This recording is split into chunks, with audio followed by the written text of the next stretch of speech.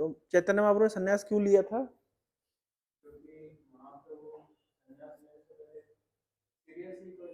हाँ, जब तक कोई लाल कपड़ा ना पहने, कोई आप भी सफेद कपड़े में रहे, कोई सीरियसली नहीं लेगा आपको। थोड़ा कपड़े का कलर चेंज कर लेंगे तो लोग सीरियसली लेंगे। ठीक है। और और क्या चर्चा हुई थी कल प्रभु? कौन कौन थे? आप थे? हाँ बताइए, क्या विषय पे चर्चा हुई थी?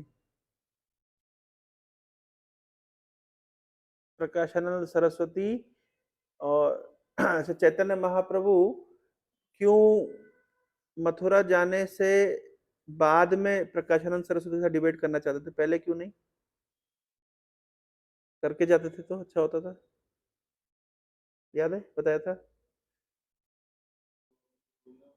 हम वृंदावन जा रहे थे तो वृंदावन हो करके आए, फिर डिबेट किए, फिर जाकर के प्रकाशानंद सरस्वती और मायावती को उद्धार किए, पहले क्यों नहीं किए?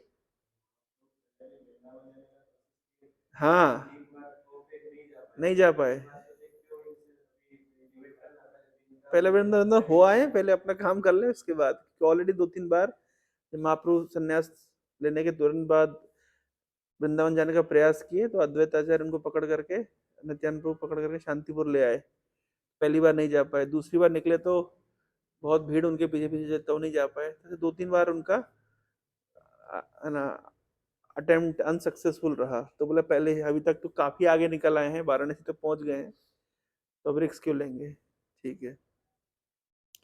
और चैतन्य महाप्रभु ने क्या बताया कि जो कृष्ण प्रेम होता है वो पंचम पुरुषार्थ है, और वो जो 4 पुरुषार्थ है, धर्म अर्थ काम मोक्ष, उससे सुपीरियर है ना, इस प्रकार से। और शिल प्रभुपाद ने अपने परपट में क्या लिखा कि गुरु कब प्रसन्न होते हैं और कब नहीं? परपट हमने चर्चा किया था कल। जब शिष्य आध्यात्मिक उन्नति करता है तो गुरु प्रसन्न होते हैं, ना कि जब शिष्य धन ला के देता है। हालांकि शिष्य धन ला के देता है तो भी गुरु प्रसन्न होते हैं, ऐसी कोई बुरी बात नहीं है।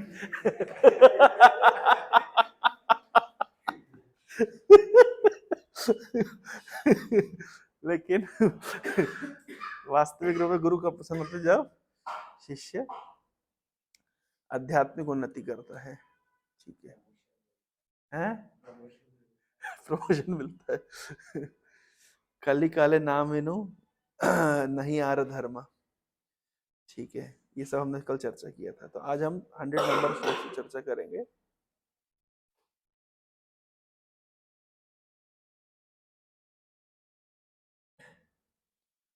ये किछु कहिले तुमी सब सत्य है, कृष्ण प्रेम से ही पाए जार भाग्योदय।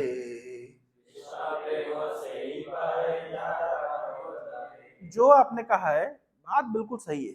अभी तक आपने जितनी बात बोली, कृष्ण चैतन्य जी आपने जितनी बात बोली, बढ़िया बात बोली है ना। जिसका कृष्ण प्रेम, जिसने कृष्ण प्रेम पाया है, मतलब वास्तव में उसी का भाग्य उदय माना गया है।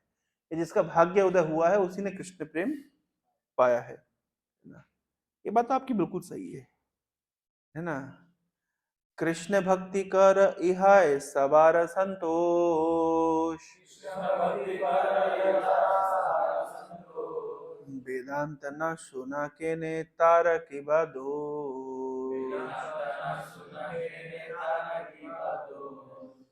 बोले ये बात अच्छी है कि आपने कृष्ण भक्ति कर रहे हो, ये बहुत बढ़िया बात है। हम भी आपको समर्थन करते हैं, हम लोग भी थोड़ा बहुत करते हैं। ये बात ठीक है, लेकिन लेकिन वेदांत न सुना के ने तारक की दोष। वेदांत वगैरह का अध्ययन क्यों नहीं करते? इससे वेदांत क्यों नहीं सुनते? वेदांत पे चर्चा क्यों नहीं करते? इसमें क्या समस्या है ना। यहाँ पे प्रभुपाद जी लिखते हैं, यहाँ पे बहुत इंपॉर्टेंट बात है। शिला भक्ति सिद्धांत Saraswati Thakur comments in this connection, Mayavadi sannyasis accept that the commentary by Sri Shankaracharya, known as Sharirik Bhashya, gives the real meaning of Vedanta Sutra. In other words, Mayavadi sannyasis accept the meaning expressed in the explanation of Vedanta Sutra by Shankaracharya, which is based on monoism, Advaita. तो जो मायावादी सन्यासी हैं उनका धारणा है कि वेदांत के ऊपर जो शंकराचार्य का भाष्य है वही वास्तविक अंडरस्टैंडिंग है वेदांत की, और बाकी अंडरस्टैंडिंग ठीक अंडरस्टैंडिंग नहीं है. तो they explain the Vedanta Sutra, the Upanishads and all such Vedic literature in their own impersonal way, है ना.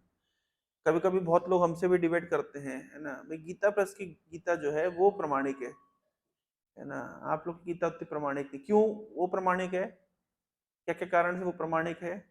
सबसे बड़ा कारण ये कि बचपन से वही गीता देखी है, इसलिए वो प्रमाणिक है. दूसरी बात, अच्छा बचपन से वही गीता क्यों देखी है? क्योंकि 2-2 रुपए में मिल जाती है.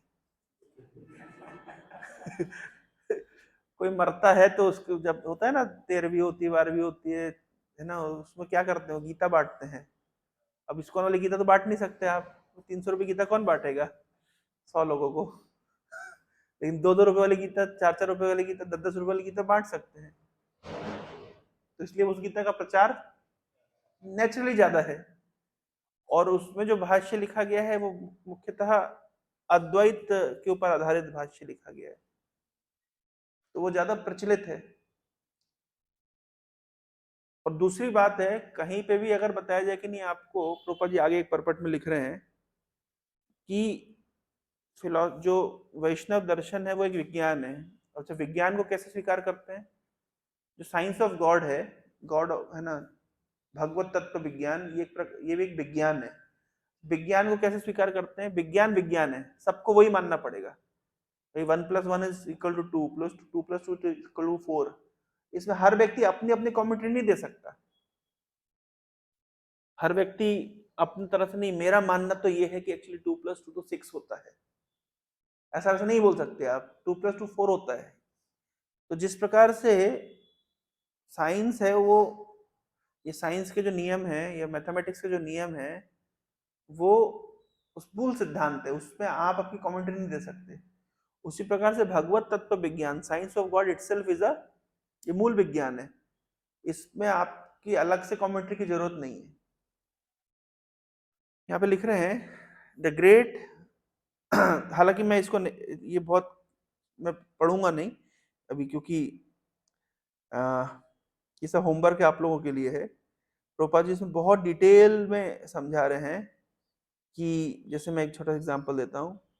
यहाँ पे लिखा है the great Mayavadi sannyasi Sadananda Yogendra has written a book known as Vedanta Sara, in which he writes Vedanto नाम उपनिषद प्रमाणम तद उपकारिणी शारीरिक सूत्रादिनी च.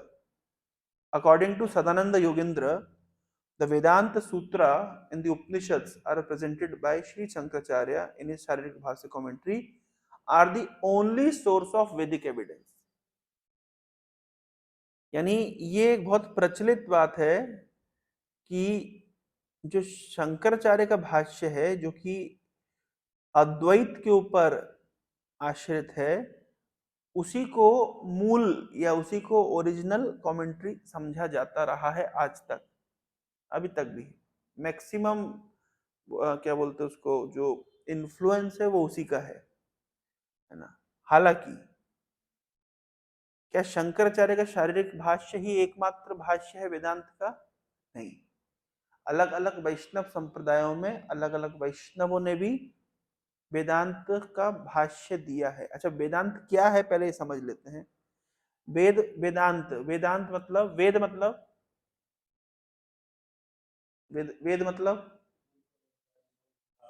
है,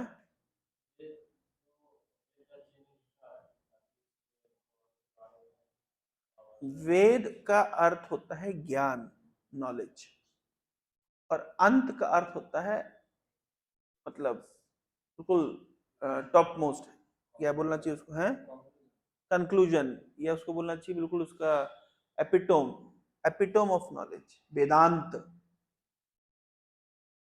तो कहते वेदांत. 4 वेद हमने सुना है, 108 उपनिषद होते, ये भी हमने सुना है.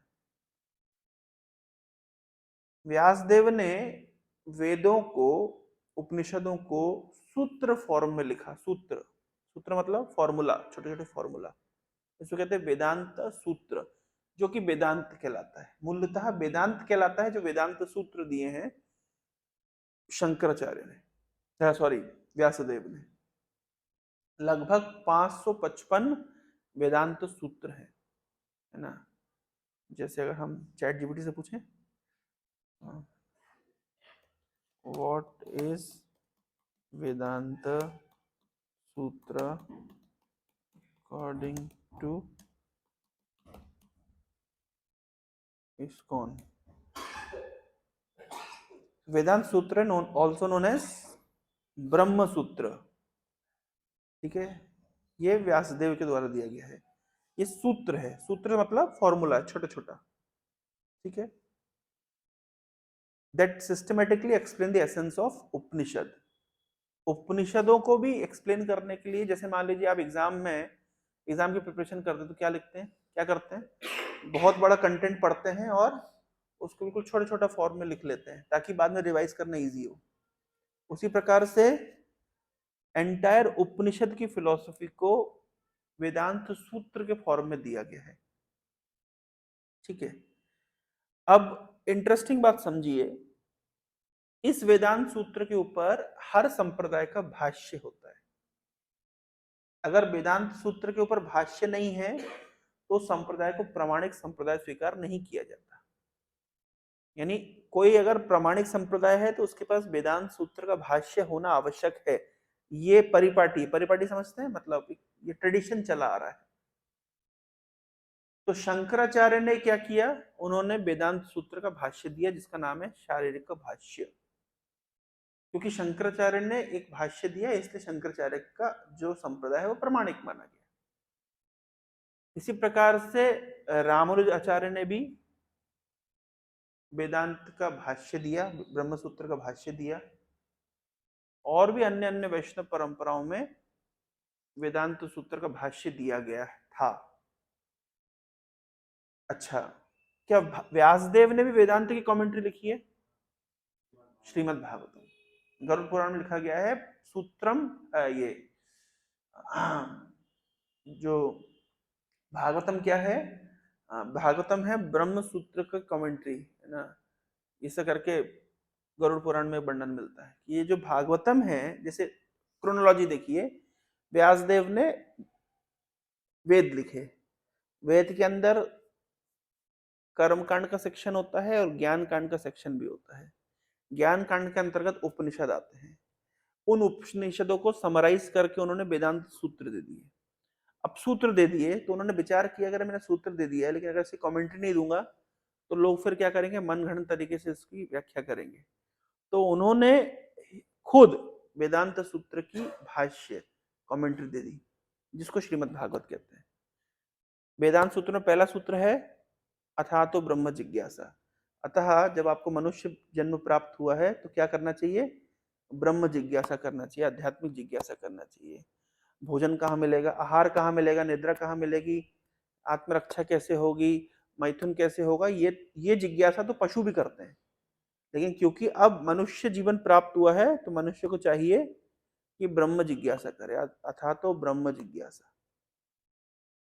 अच्छा, नेक्स्ट नेक्स्ट क्या दिया है, नेक्स्ट सूत्र है जन्मादि अस्य यतः, जिनसे जन्म आदि हुआ है। जन्म आदि मतलब जन्म मतलब सृष्टि स्थिति प्रलय, जन्मादि अस्य। और भागवत का फर्स्ट श्लोक भी शुरू हो रहा है कहां से, जन्मादि अस्य। तो बताया जाता है कि जो भागवतम है वो ही वेदांत सूत्र की कमेंट्री है। इनफैक्ट हमारे गौड़ीय वैष्णव परंपरा में यही मान्यता थी, इसी के ऊपर आधारित था कि हमें अलग से किसी कमेंट्री की आवश्यकता नहीं है। क्यों? क्योंकि Srimad Bhagavatam is the natural commentary of bhashyam Brahma Sutra नाम। ये भाष्य है ब्रह्म सूत्र का। इसको ब्रह्म सूत्र भी कहते हैं, इसको वेदांत सूत्र भी कहते हैं, इसको बादरायणी सूत्र भी कहते हैं, कई नामों से प्रचलित है ना। इसको है ना उत्तर मीमांसा भी कहते हैं। ये सारे वर्ड्स ब्रह्म सूत्र के लिए या वेदांत सूत्र के लिए प्रयोग होता है। सूत्र मतलब फॉर्मूला, छोटे छोटे फॉर्मूलाज के रूप में। तो ये गौड़ीय वैष्णव ट्रेडिशन में अलग से कोई भी भाष्य नहीं था। किसका? वेदांत सूत्र का। क्यों नहीं था? क्योंकि मान्यता थी कि Srimad Bhagavatam itself is the commentary of Vedanta, Vedanta Sutra. लेकिन एक बार की बात है, जयपुर में, जयपुर के राजा के सामने रामानंदी वैष्णवों ने गौड़ीय वैष्णव ट्रेडिशन के ऊपर आक्षेप किया। मतलब उन्होंने चैलेंज किया कि आपका जो संप्रदाय है वो प्रमाणिक नहीं है।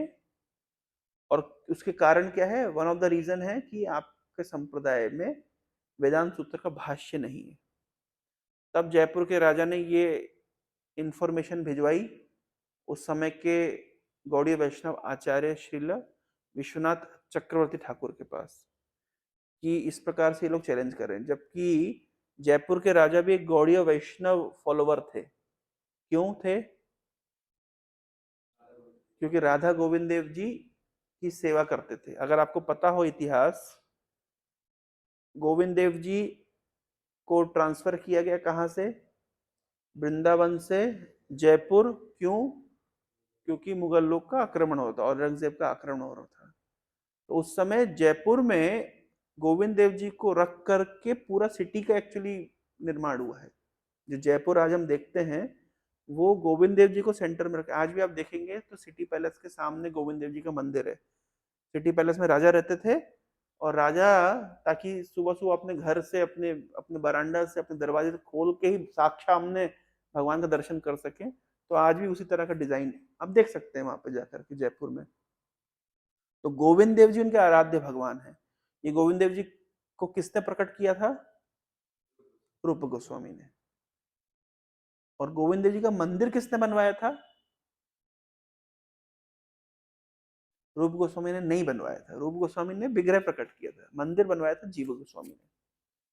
क्योंकि रूप गोस्वामी जी का इतना टाइम नहीं था कि फंड रेजिंग करके मंदिर बनवा सके, है ना। लेकिन जीव गोस्वामी बहुत मल्टी टैलेंटेड स्कॉलर थे। स्कॉलर भी थे और उनका पब्लिक रिलेशन भी बहुत अच्छा था, उनका फंड रेजिंग भी बहुत अच्छा था। उन्होंने उस जमाने के राजाओं को कन्विंस करके, है ना, इनफैक्ट टोडरमल को कन्विंस किया था किसने? जीव गोस्वामी ने।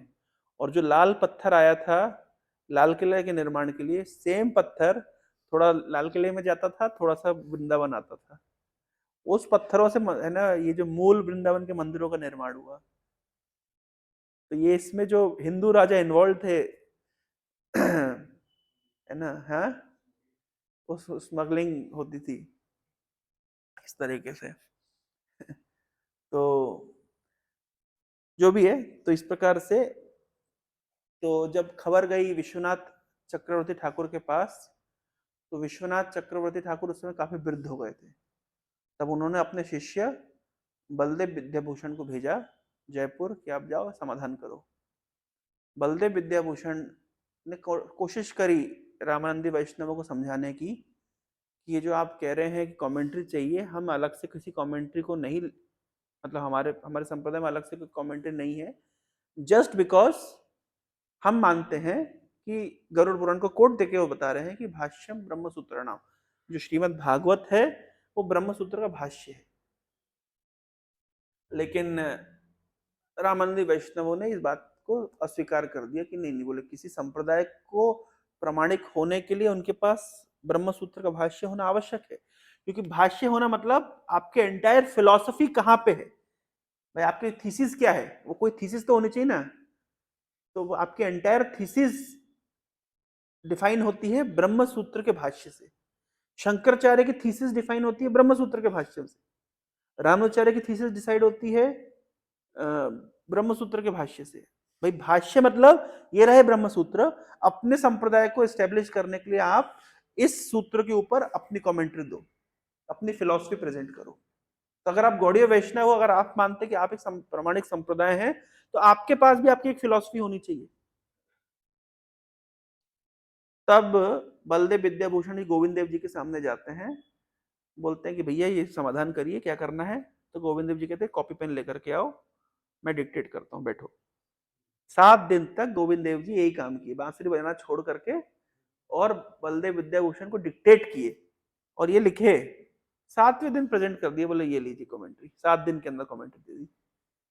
इसलिए भगवत गीता के अगर आप फ्रंट पेज पे लिखिए प्रभुपाद जी क्या कह रहे हैं, प्रभुपाद जी लिख रहे हैं कि मैं अपनी ये पुस्तक Bhagavad Gita as it is Shri Baladeva Vidyabhushana को समर्पित करता हूं, जो गोविंद भाष्य के प्रवर्तक हैं। इसलिए लिखा है वहां पे गोविंद भाष्य लिखा है ना गीता में, फ्रंट पेज लाओ जरा, गीता दिखा दो, गीता के ऊपर फ्रंट पेज में लिखा हुआ है। इसलिए हाँ, बलदेव विद्याभूषण को समर्पित किया प्रभुपाद जी ने अपनी गीता। प्रभुपाद जी कह रहे हैं जिस प्रकार से है ना आपने आपकी कमेंट्री से आपके संप्रदाय को स्टैब्लिश किया है, मैं अपनी कमेंट्री से अब इस्कॉन रूपी संप्रदाय को स्टैब्लिश करना चाहता हूँ। कृपया करके हे बलदेव विद्याभूषण जी आप हमको क्या करिए, आशीर्वाद प्रदान करिए। ये लिखा है। तो समर्पण करते ना लोग, कोई अपनी पत्नी को समर्पित करता है, कोई अपने पिता को समर्पित करता है, कोई अपने गुरु को समर्पित करता है। लेकिन यहाँ लिखे टू श्रील बलदेव विद्याभूषण, लिख सकते थे ना टू भक्तिनारायण सरस्वती, तो किसी का और का नाम लिख सकते हैं, लेकिन प्रभुपाद जी लिखे to Baladeva Vidyabhushana who presented so nicely the Govinda Bhashya commentary on Vedanta philosophy. तरीके से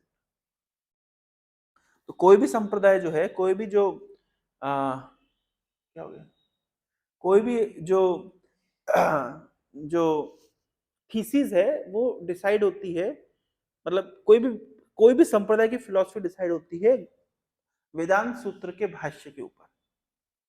तो इसलिए मुख्यतः वेदांत सूत्र का जो भाष्य है वो शंकराचार्य का बहुत प्रसिद्ध भाष्य था। एक्चुअली निराकारवाद या इम्पर्सनलिज्म या अद्वैतवाद ये इजी है, तुम अपने अंदर के भगवान को खोजो। तो मैं आदमी को आराम से तुम भगवान का दास बनो। अरे भाई दास बनने का मतलब है, प्रभुपाद जी कहते हैं कि जब आप बोलते हैं कि आप कृष्ण के दास बनिए, तो लोग को दासत्व, दास सुन के क्या शब्द आता है, क्या विचार में आता है? नौकर, चाकर, स्लेव। दास प्रथा चलती थी ना पहले, दास प्रथा चलती थी, खरीद लेते थे आदमी को। तो लोगों का जो कॉन्सेप्शन है वो दास सुन करके हिल जाता है। क्यों? क्योंकि मेटेरियल वर्ल्ड में दास मतलब शोषित होगा और जो स्वामी शोषण करेगा, इसलिए कोई दास होना नहीं चाहता है। लेकिन हर व्यक्ति स्वामी होना चाहता है, और स्वामी छोड़िए अगर कोई बोल दे तुम ही भगवान हो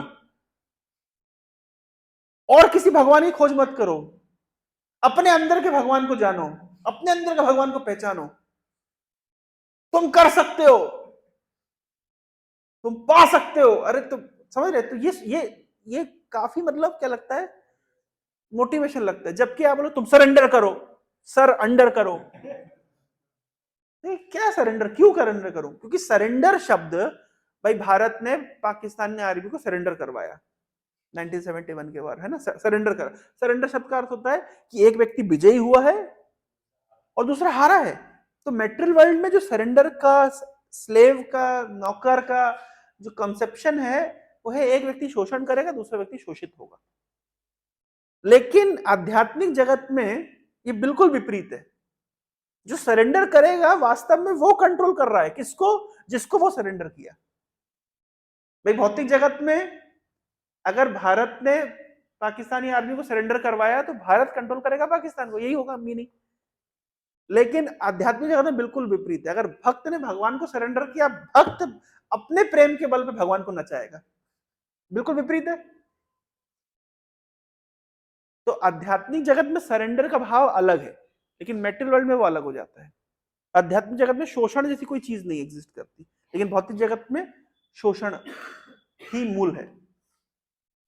इसलिए कोई व्यक्ति, इसलिए वो फिलॉसफी प्रचलित क्यों है ज्यादा? क्योंकि वहां सरेंडर की कोई सरेंडर नहीं है। और सरेंडर करना ही क्यों है? तुम और मैं एक हैं, है ना, वो तत्त्वम असि, वो जो है तत्त्वम, तुम और वो एक है। तुम्हें और किसी को सरेंडर नहीं करना है, तुम्हें अपने आप को अपने आप से सरेंडर करना है। ऐसा लिखा है किसने? प्रभुपाद जी के पास जब भगवत गीता नहीं थी, मतलब प्रभुपाद ये भगवत गीता नहीं आई थी, तो प्रभुपाद जी क्या रेफर करते जानते हैं? कौन सी गीता रेफर करते थे? राधा कृष्ण।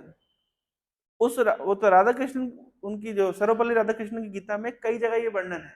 प्रभुपाद जी एक लेक्चर में बोल रहे हैं, बोले वहां क्या बोल रहे हो, सरेंडर मतलब बोले तुम्हें अलग से किसी कृष्ण को नहीं खोजना है, अलग से किसी कृष्ण को सरेंडर नहीं करना है, तुम ही वो कृष्ण हो, अपने अंदर कृष्ण को पहचानो और उसको सरेंडर करो। सुनने में कितना वर्ड जंगलरी लगता है, तो that philosophy itself has become very famous because of all this reasons. Anyway, तो यहाँ पे लिखा है many commentators like Shankaracharya have interpreted Vedanta Sutra from an impersonalist perspective. ISKCON followers follow the commentary of Srila Baldev Vidyabhushan, a Gaudiya Vaishnava scholar, who established the Govind Bhashya as the devotional explanation of Vedanta Sutra. It affirms that the absolute truth is ultimately personal and Bhagwan Shri Krishna is the supreme Brahma. ये सब गोविंद भाष्य के द्वारा प्रतिपादित है। जैसे ये सब वर्ड्स हैं, अथा तो ब्रह्म जिज्ञासा, जन्मादि अस्य यतः, अनावृत्तः शब्दात्, ये सब सूत्र हैं से अलग। रसो वही सह, he is the source of all rasas. तो इम्पर्सनल कैसे हुआ? अगर वो सभी रसों के स्रोत हैं तो वो इम्पर्सनल कैसे हुए? इस तरीके से ये वेदांत सूत्र है ना। नेम ऑफ कमेंटरी ऑफ वेदांत सूत्र बाय डिफरेंट आचार्यस। देखते हैं क्या बताता है। वैष्णव कमेंट्री, व्यासदेव की कमेंट्री का नाम है श्रीमद् भागवत, रामाचार्य की कमेंट्री का नाम है श्री भाष्य, मध्वाचार्य की कमेंट्री का नाम है ब्रह्म सूत्र भाष्य, निम्बाचार्य की कमेंट्री का नाम है वेदांत पारिजात सौरभ, वल्लभाचार्य की कमेंट्री का नाम है अनुभाष्य, बलदेव विद्याभूषण की कमेंट्री का नाम है गोविंद भाष्य, शंकराचार्य की कमेंट्री का नाम है शारीरिक भाष्य। इसके अलावा भी बहुत सारी है ना। भास्कर भट्ट की कमेंट्री का नाम है भास्कर भाष्य, और यादव प्रकाश, ये भी यादव प्रकाश की कमेंट्री का नाम है यादव भाष्य, और विज्ञान इनका नाम है विज्ञान भाष्य। तो इस तरीके से केवल शारीरिक भाष्य एकमात्र भाष्य नहीं है, कई भाष्य अवेलेबल हैं। ChatGPT इंटेलिजेंट है ना, काफी अच्छे समझा देता है। तो इस तरीके से ना, तो बहुत सारे भाष्य है। तो एटलीस्ट हमें ये सब वैष्णव आचार्यों के भाष्यों का नाम पता होना चाहिए, है ना। वेदांत पारिजात सौरभ, सौरभ मतलब खुशबू, पारिजात मतलब फूल, तो वेदांत रूपी पारिजात का खुशबू, कितना अच्छा नाम है ना। रामाचार्य की फिलोसफी का नाम, भाष्य का नाम है श्री भाष्य, और शंकराचार्य के भाष्य नाम है शारीरिक भाष्य। तो प्रभुपाद यहाँ पे ये लिख रहे हैं कि मायावादी सन्यासी तो एक ही भाष्य को मानते हैं, हाउएवर ऐसा नहीं है, बहुत सारे भाष्य अवेलेबल हैं ना। क्या लिख रहे हैं प्रभुपाद जी यहाँ पे? Vedanta refers to the essence of Vedic knowledge, Vedanta, and it is not a fact that there is nothing more than Shankaracharya शारीरिक भाष्य। ऐसा नहीं है कि शंकराचार्य के शारीरिक भाष्य के ऊपर कोई भाष्य है ही नहीं, ऐसा नहीं है, मतलब है, बहुत सारे भाष्य हैं। There are other Vedanta commentaries written by Vaishnavacharyas, and none of whom follow Sri Shankaracharya or accept the imaginative commentary of his school। तो बहुत सारे वैष्णवाचार्यों ने वेदांत भाष्य दिया है, और उन्होंने शंकराचार्य के भाष्य को स्वीकार नहीं किया है। कृपया करके ये ना समझें कि शंकराचार्य का भाष्य ही एकमात्र भाष्य है। अभी आप लोग को शायद नहीं पता होगा, आप अगर ऑर्थोडॉक्स लोग, मतलब वैष्णविज्म को रिलेटिवली न्यू रिलीजन समझते हैं आज भी, और समझते हैं कि जो ओरिजिनल जो है वो तो शंकराचार्य की पद्धति जो चली आ रही है, और आज भी मानते हैं कि सनातन धर्म के जो मूल पिलर होते हैं वो शंकराचार्य होते हैं। ऐसी मान्यता है ना कि हिंदू समाज, हिंदू धर्म या सनातन धर्म के मूल आचार्य तो शंकराचार्य ही, और बाकी तो जो है वो सब क्या है, मतलब बाद में आए हैं, या ओरिजिनल यही है, बाकी तो सब मतलब कॉपीराइट क्या बोलते हैं उनको हाँ बाकी सब ब्रांचेस है, लेकिन मूल तो ये चार ऐसे ही बताते हैं। सनातन धर्म का मूल तो यही कि चार जो संप्रदाय हैं और चार जो मठ के शंकराचार्य हैं, और that is the final thing, इस तरीके से मानते हैं। ये भी आज और जनरल पब्लिक में यही मान्यता है। अच्छा, लोगों को नहीं पता। अच्छा, वैष्णव आचार्य भी कुछ होते हैं ऐसा करके लोगों को आज भी नहीं पता है। ये तो अब इस्कॉन में है, हम लोग सुन रहे पढ़ रहे हैं। अब जनरल पब्लिक को केवल धर्म के नाम पे केवल वो शंकराचार्य ही जानते हैं। नोट किया आपने, ऑब्जर्व किया कभी है ना? अगर आप बाहर निकले डिस्कस करें तो लोगों को इनफैक्ट जितने ट्रेडिशनल मंदिर है सब शंकराचार्य के अधीन है, इंक्लूडिंग जगन्नाथपुरी मंदिर, है ना? वो बोलते वही वही मूल आचार्य हैं। प्रोपा जी एक जगह हास्य करते लिखते हैं, लोग अपने को जगत गुरु कहते हैं, हार्डली एक देश से बाहर भी नहीं निकले होंगे, दो चार देश भी नहीं घूमे होंगे, लेकिन अपने को क्या बोलते हैं? Jagat Guru. In fact interest ironically है, शंकराचार्य की फिलॉसफी है कि आप दूसरे देश जाएंगे तो अपवित्र हो जाएंगे। इनफैक्ट कोई अगर समुद्र लांग करके गया है तो अपवित्र माना जाता है। अब वो मूवी आई थी रामानुजम, रामानुजम क्योंकि लंदन चले गए तो उनके समाज में उनकी मृत्यु के पश्चात कोई उनको मतलब उनके अंतिम संस्कार में शामिल नहीं हुआ। क्यों नहीं हुआ? क्योंकि अगर हम शामिल होंगे तो हमको भूत पकड़ लेगा। क्यों? क्योंकि ये पापी था। पापी क्यों था? समुद्र लांगा था। तो आज भी जो ऑर्थोडॉक्स मतलब शंकराचार्य उनके फॉलोवर्स होते हैं, उनकी मान्यता है समुद्र लांघने से क्या होगा? व्यक्ति अपवित्र हो जाता है। तो अगर समुद्र लांघ नहीं सकता तो जगत गुरु कैसे हुआ? जगत गुरु शंकराचार्य कैसे हुए? अगर समुद्र लांघ करके दूसरे देश में नहीं जा रहे तो जगत गुरु कैसे हुए? ये तो आयरनिकल है ना। तो प्रभुपाद जी वहां पे मतलब ये टीका टिप्पणी करते हैं। भक्त परम पूज्य भक्ति प्रेम महाराज एक दिन हमारे बेस में क्लास दिए थे। शिला भक्ति सिद्धांत सरस्वती ठाकुर ने, है ना, ऐसे कौन कौन से चेंजेस अडॉप्ट किए, मैं आप लोग को दिखाता हूँ, ये जानना चाहिए आप लोग को। अब आप बोलोगे पूरी टॉपिक से चले जा रहे हैं, तो यार ये तो हमारी आदत में है। जैसे भक्ति सिद्धांत सरस्वती ठाकुर ने ऐसा क्या क्या अडॉप्ट किया जो ट्रेडिशनल ट्रेडिशनल इससे अलग है।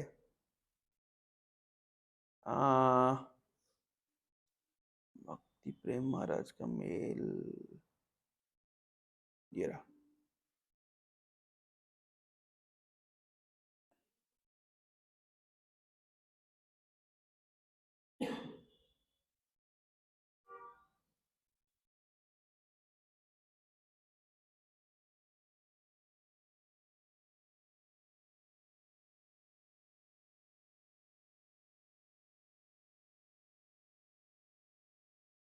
देखिए भक्ति सिद्धांत सरस्वती ठाकुर ने क्या किया। पहला रिवॉल्यूशन, सन्यासी लोग कहाँ रहते थे पहले जमाने में? जंगलों में रहते थे, गुफाओं में रहते थे, पेड़ों के नीचे रहते थे। लेकिन भक्ति सिद्धांत ठाकुर ने क्या किया? अपने सन्यासी को कहाँ रखा? मार्बल के मंदिर में। हर मेरा मरमरे ये गीत प्रभुपाद ने लिखा है अपने गुरु भक्ति सिद्धांत ठाकुर को ग्लोरीफाई करते हुए। तो पहला ग्लोरिफिकेशन ये लिख रहे हैं इस पर्टिकुलर गीत में, उन्होंने क्या क्या रेवोल्यूशनरी स्टेप लिए भक्ति सिद्धांत ठाकुर ने। पहला रेवोल्यूशनरी स्टेप क्या लिया कि पहले सन्यासी गुफाओं की कंदरा में रहते थे, पेड़ों के नीचे रहते थे, जंगलों में रहते थे।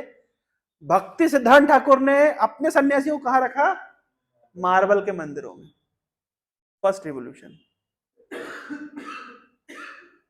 पहले के लोग, पहले के जो अध्यात्मवादी थे, सन्यासी थे, वो मानते थे विषय व्यक्ति का दर्शन करना विष भक्षण करने के समान है ना?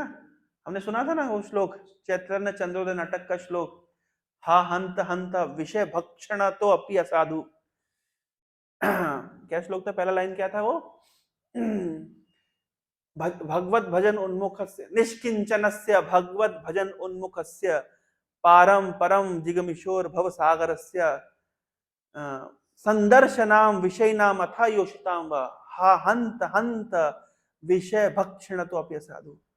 अगर कोई व्यक्ति निष्किंचन होना चाहता है, भगवत भजन की ओर उन्मुख होना चाहता है, इस भौतिक संसार को पार करके आध्यात्मिक जगत में जाना चाहता है, उस तरह के व्यक्ति के लिए विषयी लोगों का संग करना, गति कृष्ण सुन लो ध्यान से, क्या होता है, वो विषय व्यक्ति का संग करना या स्त्री का संग करना कैसा है, विष से ज्यादा डेंजरस है। वॉलंटरली विष पी जाएगा तो केवल ये जीवन का नाश होगा, लेकिन ये काम करेगा तो जन्म जन्मांतर नाश हो जाएगा। तो पहले जमाने में तो ये होता था विषय व्यक्ति का संग नहीं करना चाहिए। भक्तसिंह ठाकुर आपने क्या किया, आप क्या करते थे, विषय व्यक्ति को साथ में मिलते थे, उनको प्रीचिंग करते थे। देखिए भक्तसिंह ठाकुर है ना किसके साथ मिल रहे हैं, उस जमाने के जितने बड़े बड़े जो वाइसरॉय और ये और वो दाएं बाएं है ना, तो विषय व्यक्ति का संग नहीं करना, देखना नहीं है, ये शास्त्र में लिखा है। लेकिन आप क्या करते थे, आप वॉलंटरी जाकर के उनको प्रीचिंग करते थे, यहां तक कि इनवाइट करते थे। ये जो ट्रेडिशन है, वाइसरॉयज को बुलाएंगे, गवर्नर्स को बुलाएंगे, भक्तसिंह ठाकुर ने शुरू किया। इतना ही नहीं, कलकत्ता से मायापुर बुलवाया चैतन्य मठ की स्थापना के समय एक वाइसरॉय को, बोले इसको नॉनवेज खिलाओ, स्पेशल नॉनवेज बनवाया उनके लिए, चिकन और मटन। वो तो ये तो समझिए, वो चिकन और मटन तो बलि चढ़ के है। भक्ति सिद्धांत सरस्वती ठाकुर ने चिकन और मटन बनवाया। अब आप बोलोगे ये कैसे कर सकते, वो वही कर सकते हैं। अब जैसे पहले जमाने में बकरे की बलि होती होगी, तो बकरा क्या होता था, उसको है ना, उसको दूसरा शरीर प्राप्त होता ना, उन्नत शरीर। तो ये समझ लीजिए जो बकरा भक्ति सिद्धांत सरस्वती ठाकुर के इंस्ट्रक्शन पे हलाल हुआ होगा, उसका तो मंगल ही हुआ होगा निश्चित रूप से, ये तो मान्यता रखनी पड़ेगी। पर ये देखिए रिवोल्यूशनरी स्टेप। अलारनाथ, इनका घर है अलारनाथ, अलारनाथ के जो गौड़िया मठ है, लिखा गया है, भक्ति विकास महाराज ने लिखा है अपनी बुक में, भक्ति वैभव में, वो गौड़िया मठ जल्दी जल्दी काम होएगा। तो जल्दी जल्दी काम कैसे होगा, तो जल्दी जल्दी काम ऐसे होगा कि जो जो कर्मचारी है, जो लेबर है, उनको इंस्पायर्ड रखना पड़ेगा। अभी वो लेबर इंस्पायर्ड कब होते हैं, जब वो सिगरेट, ये क्या, बीड़ी बीड़ी पीते हैं। भक्ति सिद्धांत सरस्वती ठाकुर खुद बीड़ी रोल किए। उस समय ऐसा नहीं था कि गणेश बीड़ी जाके खरीद लाए 5 रुपए में, खुद रोल करके पिलाए हैं। और बाबा बहुत अच्छा है, हमको बीड़ी दे रहा है, काम करेंगे, मेहनत करेंगे। समझ रहे आप रिवोल्यूशन देखिए 30 है। हाँ, भक्ति ठाकुर का मठ है वो, इनफैक्ट वो लास्ट मठ है उनका। उसके बाद फिर वो जाकर के उन्होंने, नहीं भुवनेश्वर का इस्कॉन मठ लास्ट है, प्रभुपाद का। जो भी है लिखा है। फिर एक तीसरा क्या है, हिंदूज आर नॉट अलाउड, है ना, हिंदू मंदिरों में मलेच्छों को, यवनों को अलाउ नहीं है। भक्ति ठाकुर आपने क्या किया, आप सभा करते थे और सभा में उनको हेड बनाते थे। आप सभा करेंगे, इंटरफेथ रिलीजन, इंटर रिलीजन सभा करेंगे, और उसमें क्या करेंगे, हेड किसको बनाएंगे, मलेच्छों को। सभापति करते थे उनको, जहां पे उनको अलाउ नहीं है घुसना, वहां पे आप उनको हेड बना के बिठाते थे। इसलिए तो अभी वो बेचारा, वो आवाहन कॉल फॉर धर्मा उनकी आग जली हुई है, मलेच्छों को आचार्य बना दिया। ये मलेच्छों को आचार्य किसने बनाया, ये किसका माइंडसेट था, ये किसकी दूरदृष्टि थी कि जो यवन जाति में, मलेच्छ जाति में, विदेशी जगह में जन्म लेंगे, वो आचार्य बन के दीक्षा देंगे। ये भक्ति ठाकुर का विजन था। इसलिए लोगों को डाइजेस्ट नहीं हो रहा कि जिन जिन लोगों को हिंदू मंदिरों में प्रवेश वर्जित है, वो अब हिंदुओं को दीक्षा दे रहे हैं। इसलिए तो इन लोगों को डाइजेस्ट नहीं होता। लोग कह रहे हैं अंग्रेजों, ये भी एक तरह का, पहले अंग्रेज आए थे व्यापार करने के नाम पे, अब अंग्रेज आ रहे हैं धर्म करने के नाम पे, फिर से भारत को ये क्या कर लेंगे, गुलाम बना लेंगे, हैं, भारतीयों को दीक्षा दे रहे हैं, जिनको जनेऊ धारने का कोई अधिकार नहीं है, वो लोग दूसरे को जनेऊ पहना रहे हैं। कितना मीडिया के ऊपर ये, लेकिन ये विजन किसका था। 3 हो गए। पहला, सन्यासियों को रखा मार्बल में, लेकिन सन्यासी रहना कहाँ रहता, कहाँ था, जंगल में, गुफाओं में। दूसरा, विषय व्यक्ति दर्शन नहीं करना चाहिए, ये विषय व्यक्ति को घुस घुस के प्रीचिंग कर रहे हैं। तीसरा, मलेच्छ लोग जो हिंदू मंदिर में प्रवेश वर्जित है उनको बना दिया सभापति। चौथा, समुद्र पार करना वर्जित होता है ट्रेडिशनल हिंदू को, ये समुद्र पार किए, अपने शिष्यों को पार करवाए, आदेश ही दिया कि शिष्य तुम समुद्र पार करके अमेरिका जाओ, प्रचार करो। तो मैं वही पॉइंट बोल रहा था कि जो शंकराचार्य, जो मायावादी सन्यासी जो ये ट्रेडिशन को आज भी मानते हैं कि समुद्र पार नहीं करना है, तो वो जगत गुरु कैसे हुए? तो क्वेश्चन है वाला ना। इन्होंने एक चीज और करी, क्या? गुरुजी ने कहा कि कलकत्ता मत जाना, और इन्होंने अपने सारे मतलब कली के स्थान पे मत जाना। मतलब शहर क्या होते हैं? कली के स्थान होते हैं। इन्होंने है कलिकत्ता, कली रे शहर मान गुरु उपदेश। एक कली, जहां पे कली प्रबल कहां होता है? शहरों में प्रबल होता है, बोले वहां पे मत जाना। इन्होंने क्या किया, अपने सारे सेंटर बिल्कुल बीच सिटी में खोले। आप पढ़िए भक्ति सिंह वैभव में आप पढ़ेंगे कि इन्होंने परचेज किया था जब पहला अपना कलकत्ता में प्रॉपर्टी में क्या क्या नहीं था, गोल्फ कोर्ट से लेकर फुटबॉल ग्राउंड तक, और पूल से लेकर मतलब बड़ी बड़ी बिल्डिंगों तक, पूरा पूरा एक स्टेट खरीद लिया, मतलब रेंट आउट कर लिया बीच शहर में। ट्रेडिशनली साधु भजन करने के लिए कहां जाते थे? निर्जन स्थान पे। ये बोले हम निर्जन स्थान पे नहीं जाएंगे, हम बिल्कुल बीच शहर में एस्टेब्लिश करेंगे।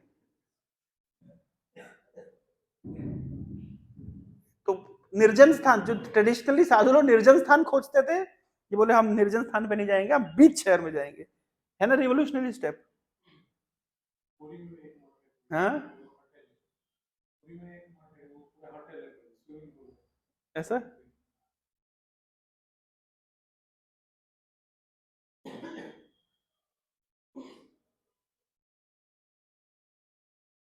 और क्या था? हाँ, और एक भक्ति ठाकुर की इच्छा थी कि लंदन में छात्रावास होना चाहिए। ये जो बेस कॉन्सेप्ट आया है, ये भी भक्ति ठाकुर की इच्छा से आया है। लंदन एते छात्रावास करी बारे उछाओ, परिपाटी आते है से कथा बुझाओ। एक छात्रावास हो, हॉस्टल होना चाहिए, कहाँ पे? लंदन में। और वहां पे क्या होगा? छात्रावास में क्या होता है? सब उठपटांग कहाँ होता है, लेकिन नहीं नहीं, यहाँ पे छात्रावास ऐसा होगा जहाँ पे क्या होगी? हरी कथा होगी। ये सब विजन था भक्ति ठाकुर का। हाँ, वो भी फर्स्ट क्लास होना चाहिए। एक पॉइंट में समझने भाई,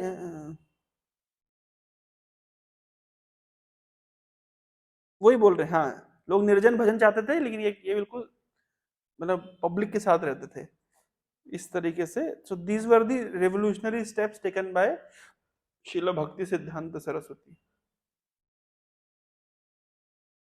हैं? एनीवे, तो मैं वही बता रहा था कि जो फॉलोवर्स ऑफ शंकराचार्य अपने को जगत गुरु कैसे बोल सकते हैं अगर समुद्री पार नहीं करेंगे तो? एनीवे, तो यहाँ पे लिखा है,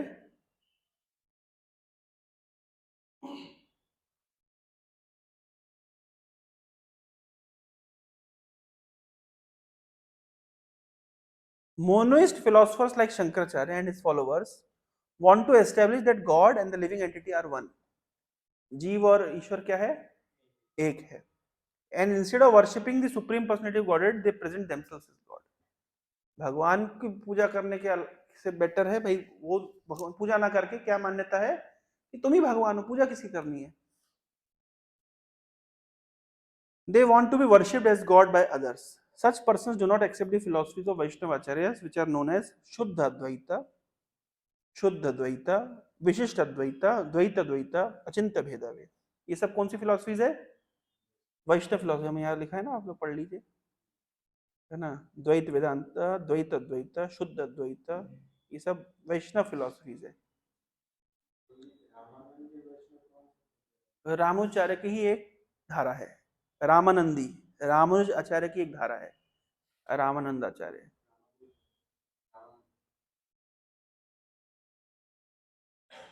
हरे कृष्णा।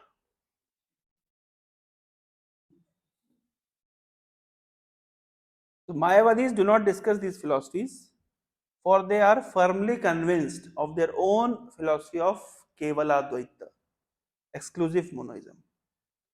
तो ये सब नाम पता होने चाहिए, और इसमें ये आप लोग का होमवर्क है, क्या है शुद्ध अद्वैत, द्वैत अद्वैत, विशिष्ट अद्वैत, कौन से आचार्य ने कौन सी फिलोसफी दी है। इसके लिए मैं आप लोग को रेफर करूंगा, केशवानंद प्रभु के लेक्चर्स अवेलेबल हैं चारों संप्रदाय के ऊपर, वो आप लोग सुन सकते हैं, है ना। केशवानंद प्रभु और संप्रदाय लेक्चर, देखो मिल जाए तो ये देखिए, केशवानंद प्रभु के उन्होंने हर संप्रदाय के ऊपर डिटेल में वीडियो करी है, चारों संप्रदाय के ऊपर। ये तो उनका जो, आप लोग थोड़ा देख लीजिएगा, इनके लेक्चर्स में अवेलेबल है ना, बहुत डिटेल। ये सही है, 4 वैष्णव संप्रदाय, yes these are the lectures. तो रामानुज संप्रदाय, श्री वैष्णव संप्रदाय क्या है ना, मध्व संप्रदाय, निम्बार्क संप्रदाय, वल्लभ संप्रदाय, चारों संप्रदाय के ऊपर उन्होंने बहुत डिटेल्ड अंडरस्टैंडिंग दी है और बहुत स्कॉलरली। तो इसको आप लोग रेफर कर सकते हैं जब भी आप करना चाहें, तो इससे आपको चारों वैष्णव संप्रदायों की फिलॉसफी का भान हो जाएगा, है ना। ठीक है, चलते हैं आगे, चैतन्य महाप्रभु क्या बता रहे हैं। तो जब इन्होंने कहा, किसने कहा, मायावती सन्यासी ने कहा कि ठीक है आप भक्ति करो, कोई मनाही नहीं है, लेकिन वेदांत पढ़ने में क्या समस्या है, तो महाप्रभु आंसर दे रहे हैं, एता सुनी हासी प्रभु बलिला वचन, दुख दुख न मनाए यदि करी निवेदन। अगर बुरा ना माने तो मैं कुछ बोल सकता हूँ, आपने पूछा, इतनी अच्छी बात आपने पूछी है, थोड़ा बोलूं क्या, बुरा तो नहीं मानेंगे, इसका मतलब ऐसी कोई बात बोलने वाले हैं कि लोग बुरा मान सकते हैं। मैंने कल जो बात बोली थी यहाँ पे प्रभुपाद जी देखिए, इधर पे लिखा गया है, मायावती सन्यासी अप्रिशिएटिंग चैतन्य महाप्रभु, मानने अप्रिशिएट कर रहे हैं, उनकी भक्ति को अप्रिशिएट कर रहे हैं, उनके नाच गान को अप्रिशिएट कर रहे हैं, उनके कृष्ण नाम को अप्रिशिएट कर रहे हैं, कृष्ण प्रेम जो आपका लक्ष्य है इसको भी अप्रिशिएट कर रहे हैं, ठीक है, लेकिन ये समझ नहीं पा रहे कि आप वेदांत क्यों नहीं पढ़ते हैं। यहाँ लिख रहे Prabhupada ji, they inquired from him why did they not discuss, why did he not discuss Vedanta philosophy. Prabhupada ji लिख रहे हैं, भैया क्या फिलॉसफी डिस्कस करने की बात कर रहे हो, actually however the entire system of Vaishnava activity is based on Vedanta philosophy। सत्य तो ये है कि हमारा सारा वैष्णव दर्शन या वैष्णव कार्यकलाप वेदांत के ऊपर आश्रित हैं। Vaishnavas do not neglect Vedanta, हम वेदांत को निग्लेक्ट नहीं करते, but they do not care to understand Vedanta based on Shariraka Bhashya. हम शंकराचार्य के वेदांत का नहीं मानते, हम वेदांत मानते हैं पर हम शंकराचार्य के वेदांत को नहीं मानते। Therefore, to clarify the situation, Chaitanya Mahaprabhu, with the permission of Mayavadi sannyasis, wanted to speak regarding Vedanta philosophy. अब महाप्रभु वेदांत फिलॉसफी प्रस्तुत करेंगे। एक बात और, the Vaishnavas are by far the greatest philosophers in the world। जो वैष्णव है वो already अच्छे दार्शनिक है, उनके पास दर्शन है। And the greatest among them was Srila Jiva Goswami Prabhu, whose philosophy was again presented less than 400 years later by Srila भक्ति सिद्धांत सरस्वती महाराज। रूपा जी कह रहे हैं वैष्णव लोग का फिलोसफिकल अंडरस्टैंडिंग बहुत डीप होता है, ऐसा नहीं समझिए कि लोग आउट ऑफ सेंटिमेंट नाचते गाते हैं, है ना। One must know very well that Vaishnava philosophers are not sentimentalists or cheap devotees like Sahajiya। सहेजियों में और वैष्णवों में क्या अंतर है, सहेजियों के पास भी कोई वैष्णव कोई इन डेप्थ शास्त्रिक अंडरस्टैंडिंग नहीं है, कोई दर्शन नहीं है, कोई फिलॉसफी नहीं है, जबकि वैष्णवों के पास क्या है, फिलॉसफी है, दर्शन है। All Vaishnava acharya were vastly learned scholars who understood Vedanta philosophy fully, for unless one knows the Vedanta philosophy can not be an acharya. जितने भी वैष्णव आचार्य हुए हैं ये सब वैष्णव दर्शन वेदांत दर्शन में ये लोग प्रखर थे।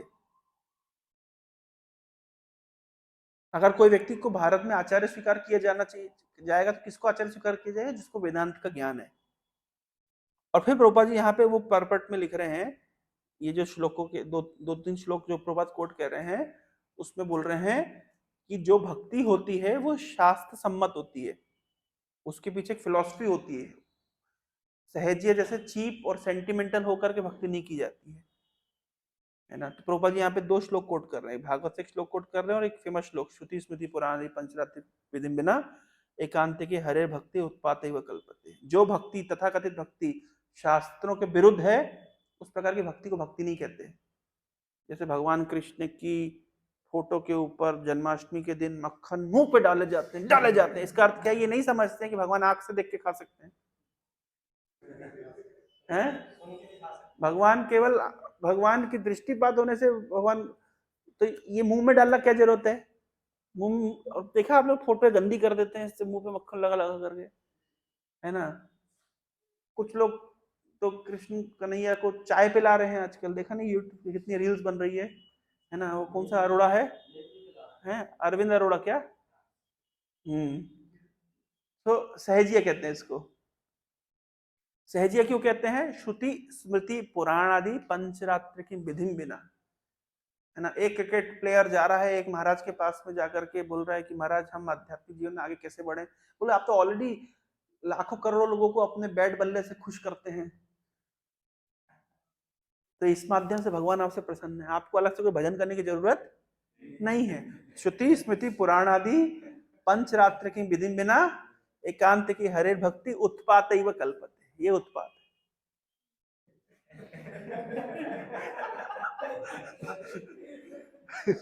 ये उत्पात है, समझ रहे ना? इसी को उत्पात कहते हैं। कोई शास्त्र नहीं, सब बढ़िया है?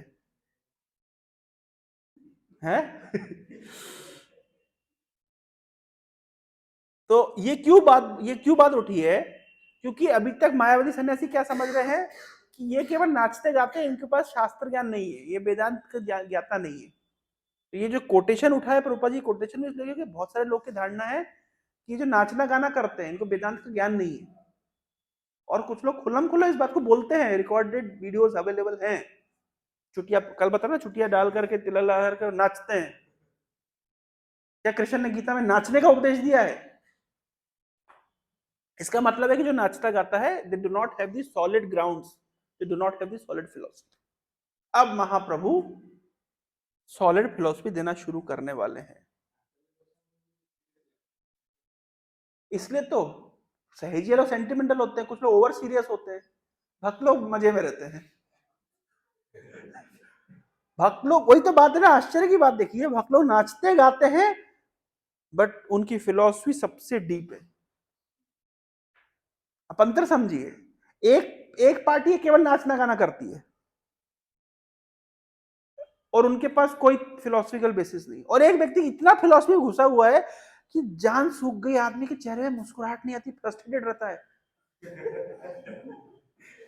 ना हंसता है, ना खिलखिलाता है, ना गाता है, ना, मतलब आप सुनिए, फ्रस्ट्रेटेड रहता है बेचारा, कोई रस नहीं है।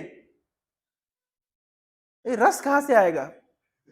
रस के लिए, रस के जो सागर है उनके साथ है, रसो वही सह, वो रसों के उद्गम, उनके साथ थोड़ा लिंक होना चाहिए ना। इहा सुनी बले सर्व सन्यासी रगण, तुम्हाके देखिए ऐसे साक्षात नारायण। सन्यासी लोग बोले आप तो साक्षात नारायण हैं। तो कल मैं इसके ऊपर ऑलरेडी बोल चुका हूं कि सन्यासी लोग क्यों नारायण बोलते हैं।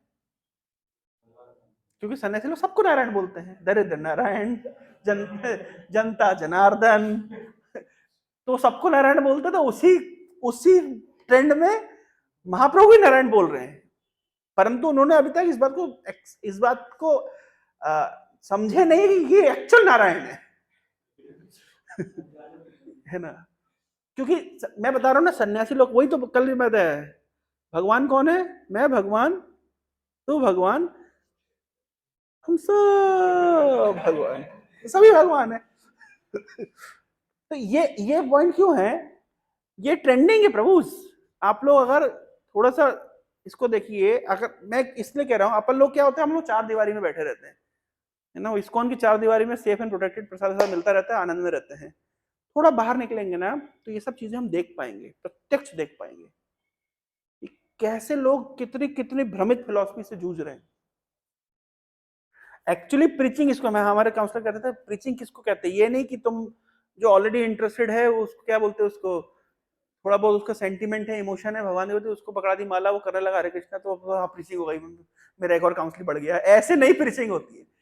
कोई मतलब बिल्कुल मायावाद में घुसा हुआ है, कि कोई व्यक्ति बिल्कुल मतलब निराकारवाद में घुसा हुआ है, कोई व्यक्ति बिल्कुल या तो सहेजिया बना हुआ है, या तो कोई व्यक्ति आचार्य प्रशांत का फॉलोवर है, कोई सैड गुरु का फॉलोवर, उनको पकड़ करके ला करके हरे कृष्णा लगा देना, इसको कहते हैं प्रीचिंग। प्रीचिंग किसको कहते हैं, इसको प्रीचिंग कहते हैं। और आप ध्यान रखिए, जो लोग इतनी डेप्थली उस फिलॉसफी में घुसे हैं, तो उनको अगर वहां से उठा करके आप लेके आएंगे ना, वो जिस लेवल के प्रीचर बनेंगे वो हम लोग नहीं बन सकते। वो लोग जिस लेवल के प्रीचर बने, क्यों? क्योंकि उन्होंने वो चखा हुआ है, उसको उनका वो टेस्ट भी पता है। हम लोग तो क्या है, इसको का लाइफस्टाइल, हम लोग मैक्सिमम लोग लाइफस्टाइल से प्रभावित हुए। सात्विक लाइफस्टाइल है ना, प्रसाद साथ मिलता है, स्पोर्ट नाचते गाते मजे में रहते हैं।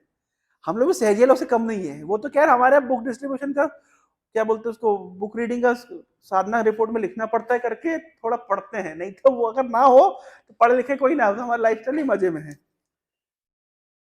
लेकिन फैक्ट ये है कि जो लोग दूसरी फिलॉसफी में बिल्कुल घुसे हुए हैं, उनको वहां से लेकर के आना, दैट इज कॉल्ड प्रीचिंग। या एटलीस्ट चलो उनको लेके नहीं आ पाए, कम से कम उनके साथ जाइए, थोड़ा डिबेट करिए। मेरे पिताजी क्या करते थे, जब मैं नया नया इस्कॉन में आया था, तो अब हमारे पिताजी बहुत चालाक, वो क्या करते थे, वो मुझे जब भी मैं घर जाऊंगा, मेरा घर भोपाल में था, उज्जैन में पढ़ता था, घर जाऊंगा तो घर में फिलॉसफी पूछाऊंगा, तो घर में फिलॉसफी, ठीक है तुम हो गया सोनाली, तुम्हें चलो हमारे साथ, पकड़ के ले जाएंगे, अलग अलग संस्थाओं में लेकर के जाएंगे, और वो देखेंगे कि मैं क्या डिबेट कर रहा हूँ। मैं दो एग्जाम्पल आपको बताता हूँ। एक बार हमारे पिताजी ले गए, एक था दिव्य ज्योति जागृति संस्थान, हमारे भोपाल में उनका कोई एक ये था, उनके एक बाबा थे आशुतोष बाबा, मैं आपको दिखाता हूँ।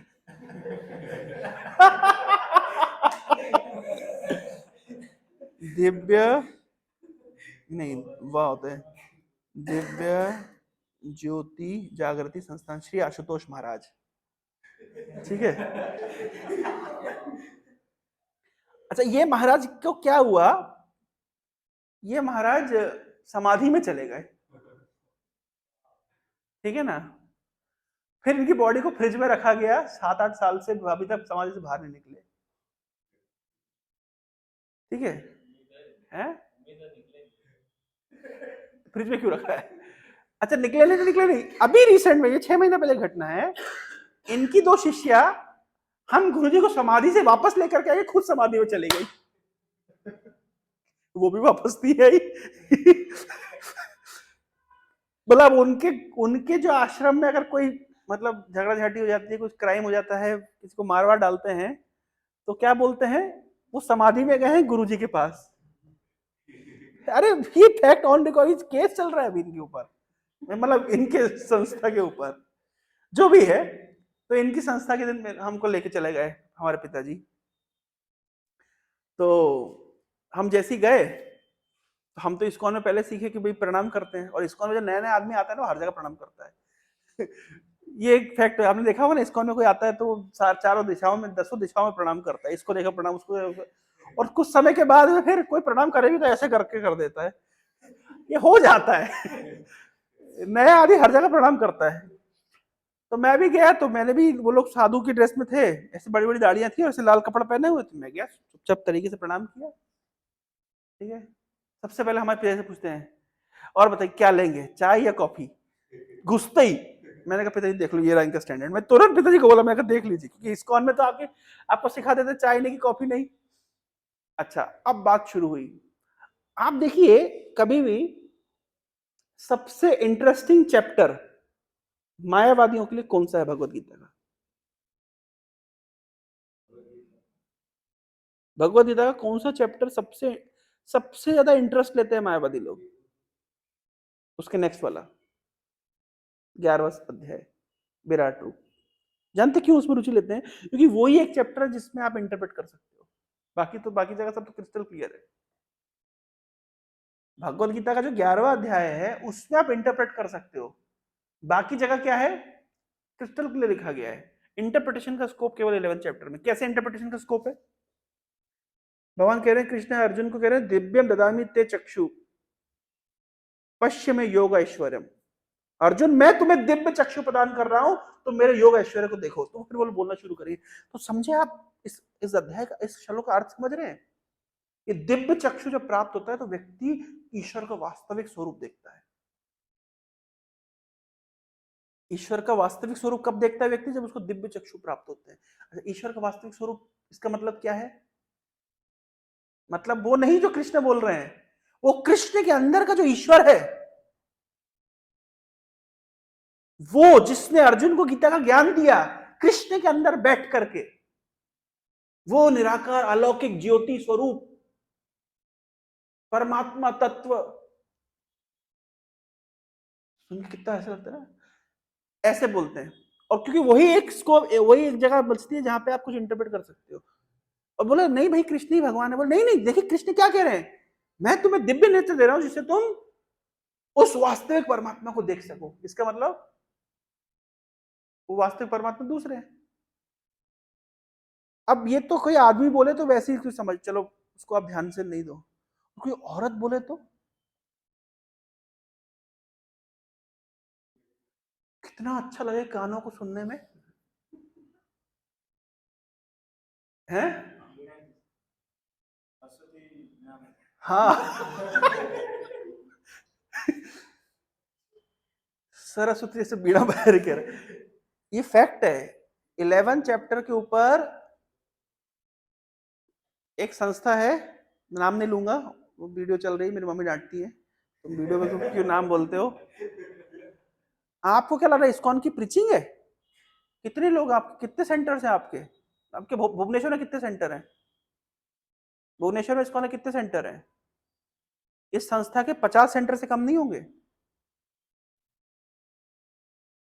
जिस संस्था की मैं बात कर रहा हूं उनके 50 से कम सेंटर नहीं होंगे भुवनेश्वर में, भुवनेश्वर शहर में।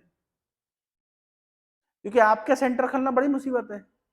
डीटी रखो, भोग लगाओ, मंगल आरती करो।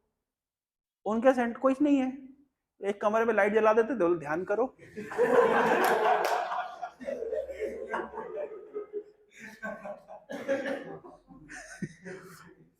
लेकिन उनकी प्रीचिंग बढ़ क्यों रही जानते हैं?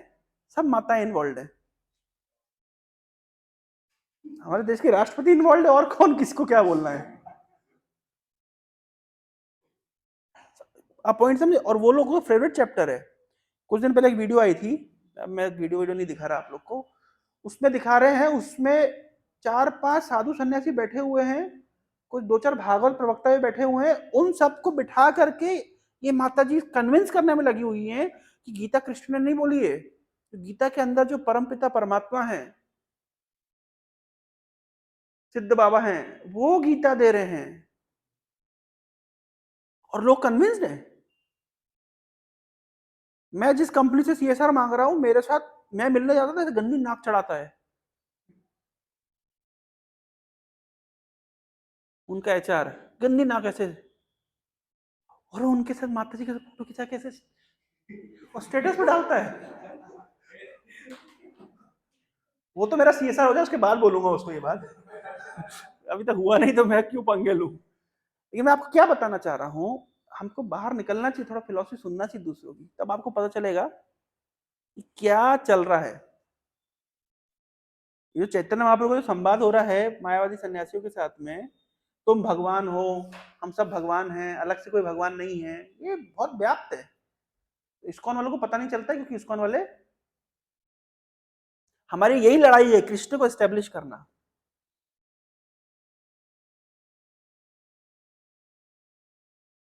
होमवर्क ये जाना चाहिए थोड़ा सा, अपनी कंठी वाला और तिलक छुपा करके तो जाइए आपकी फिलोसफी।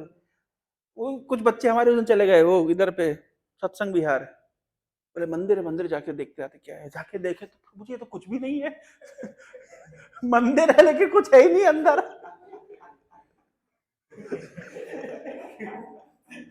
गए आप लोग? है? जाना चाहिए, देखना चाहिए और पूछना चाहिए, तो आपका दर्शन बताइए। मैं कई बार इस बात को रिपीट करता हूँ कि कभी भी कोई भी इंस्टीट्यूशन, कोई भी मतलब हम कोई भी अध्यात्म के राह पे चलता है, उसको बोलिए कि भैया तुम जब आते हो तो क्या देखते हो। लोग क्या देखते हैं, लोग देखते हैं भाई मंदिर कैसा बना है, मार्बल लगाए कि टाइल लगाए, किस स्टैंडर्ड के लोग आ रहे हैं, बाहर में गाड़ी कौन कौन सी खड़ी है, ऑडी वॉडी खड़ी है कि नहीं खड़ी, मर्सिडीज खड़ी है कि नहीं खड़ी है। लोग ये देखते हैं किस स्टैंडर्ड के लोग वहां पे आ रहे हैं, किस प्रकार का उनका लाइफस्टाइल है ना, भोजन प्रसादी कैसा मिलता है। मतलब इसके लिए आप मत आइए। अगर अध्यात्म खोज रहे तो आप आगे पूछिए आपकी फिलॉसफी क्या है। आपको पूछना चाहिए कि what is your philosophy, that should be the first question. आपका दर्शन क्या है। तो इसलिए कभी भी कोई अध्यात्म संस्थाओं में जाइए, उनसे दर्शन पूछिए, आपका दर्शन क्या, आपकी फिलॉसफी क्या है, आप किस लेवल पे बात करते हैं। जैसे एक फिलॉसफी है हमारे मथुरा में बहुत फेमस है, उनका नाम है जय गुरुदेव। जैसे आपके उड़ीसा में जय गुरु है, वहां पर जय गुरुदेव चलता है, और उनकी फिलॉसफी शाकाहारी बनो। जीवन का परम लक्ष्य है शाकाहारी बनो। मतलब their philosophy finish at this point, शाकाहारी बनो। और बहुत बड़ा मंदिर है मधुबन में, मतलब मथुरा आप जाइए और रोड से मथुरा वृंदावन के बीच में बहुत भव्य मंदिर, आप लोग देखा होगा, भव्य बड़ा सा मार्बल का, ऐसा लगता है ताजमहल जैसा बड़ा सा। अंदर क्या है, गुरुदेव की फोटो है, और गुरुदेव क्या इंस्ट्रक्शन दे रहे हैं, शाकाहारी बनो। और हम फॉलो करते हैं एक संप्रदाय को, क्या संप्रदाय की शिक्षा है, शाकाहारी बनो। है? दौड़ता है उड़ता है। आपको पता है भारत में सबसे अधिक जो लैंड है किस आध्यात्मिक संगठन का है। वो आध्यात्मिक संगठन तो है, वो तो टेररिस्ट ऑर्गेनाइजेशन है, उसकी बात नहीं कर रहा मैं। मतलब आध्यात्मिक संगठन, नहीं जानते, नाम भी आप लोगों ने नहीं सुना होगा। लैंड कितना है, और इंदौर में कम से कम नहीं तो 100-150 एकड़ होगा उनके पास। राधा स्वामी संप्रदाय का नाम है, उनके संगठन का नाम है राधा स्वामी। आप समझे, राधा स्वामी तो कितनी, राधा के स्वामी, राधा मतलब आत्मा, उसका स्वामी वो निराकार, एक ओंकार, निरंकर। That is their philosophy. I don't know, पर वहां पे नॉर्थ में बहुत फेमस लोग, विशेष रूप से पंजाब, हरियाणा, हिमाचल, उत्तराखंड, जम्मू कश्मीर तक भी, राजस्थान में, गुजरात में, मध्य प्रदेश में, लोग हजारों एकड़ लैंड दिए हुए हैं। उनको लैंड की क्या जरूरत है, लैंड की जरूरत इस्कॉन वालों को पड़ती है, हमारे पास है नहीं। उनको लैंड की कोई जरूरत नहीं, लेकिन बहुत लैंड है।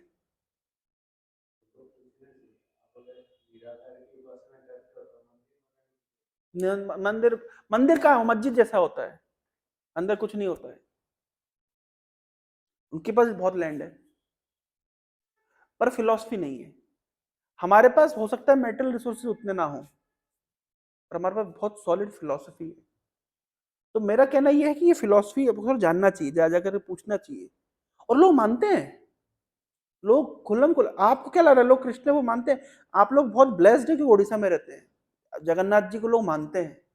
ये केवल एकमात्र स्थान ऐसा है पूरे दुनिया में जहां पे मतलब भगवान को परिचय कराना नहीं पड़ता है, यहाँ पे भगवान से सब परिचित हैं।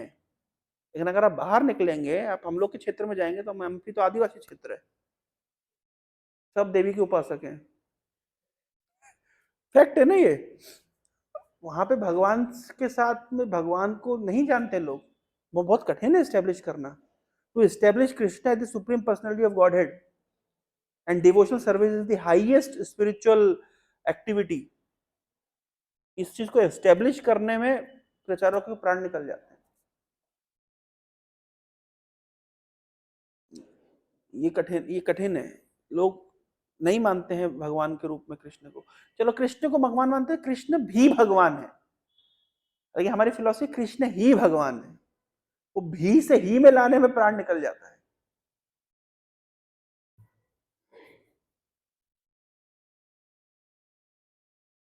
तुम्हारा प्रभावे सवार आनंदित मन,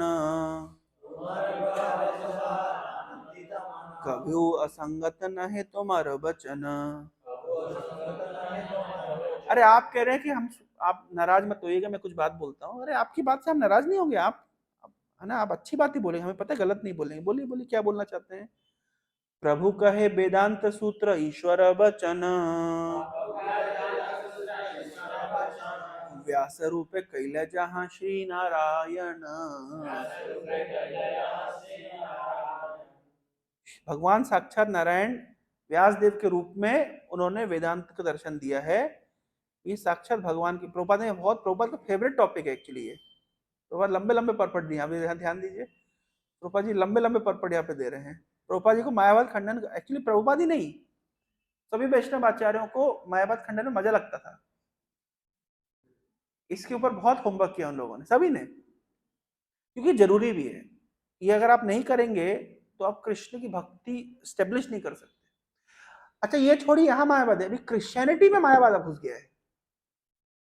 क्रिश्चियनिटी के अंदर मायावाद इतना इतना एनग्रोस्ड हो गया है, अभी 90% क्रिश्चियन बिलीव करते हैं कि जीसस क्राइस्ट भगवान है।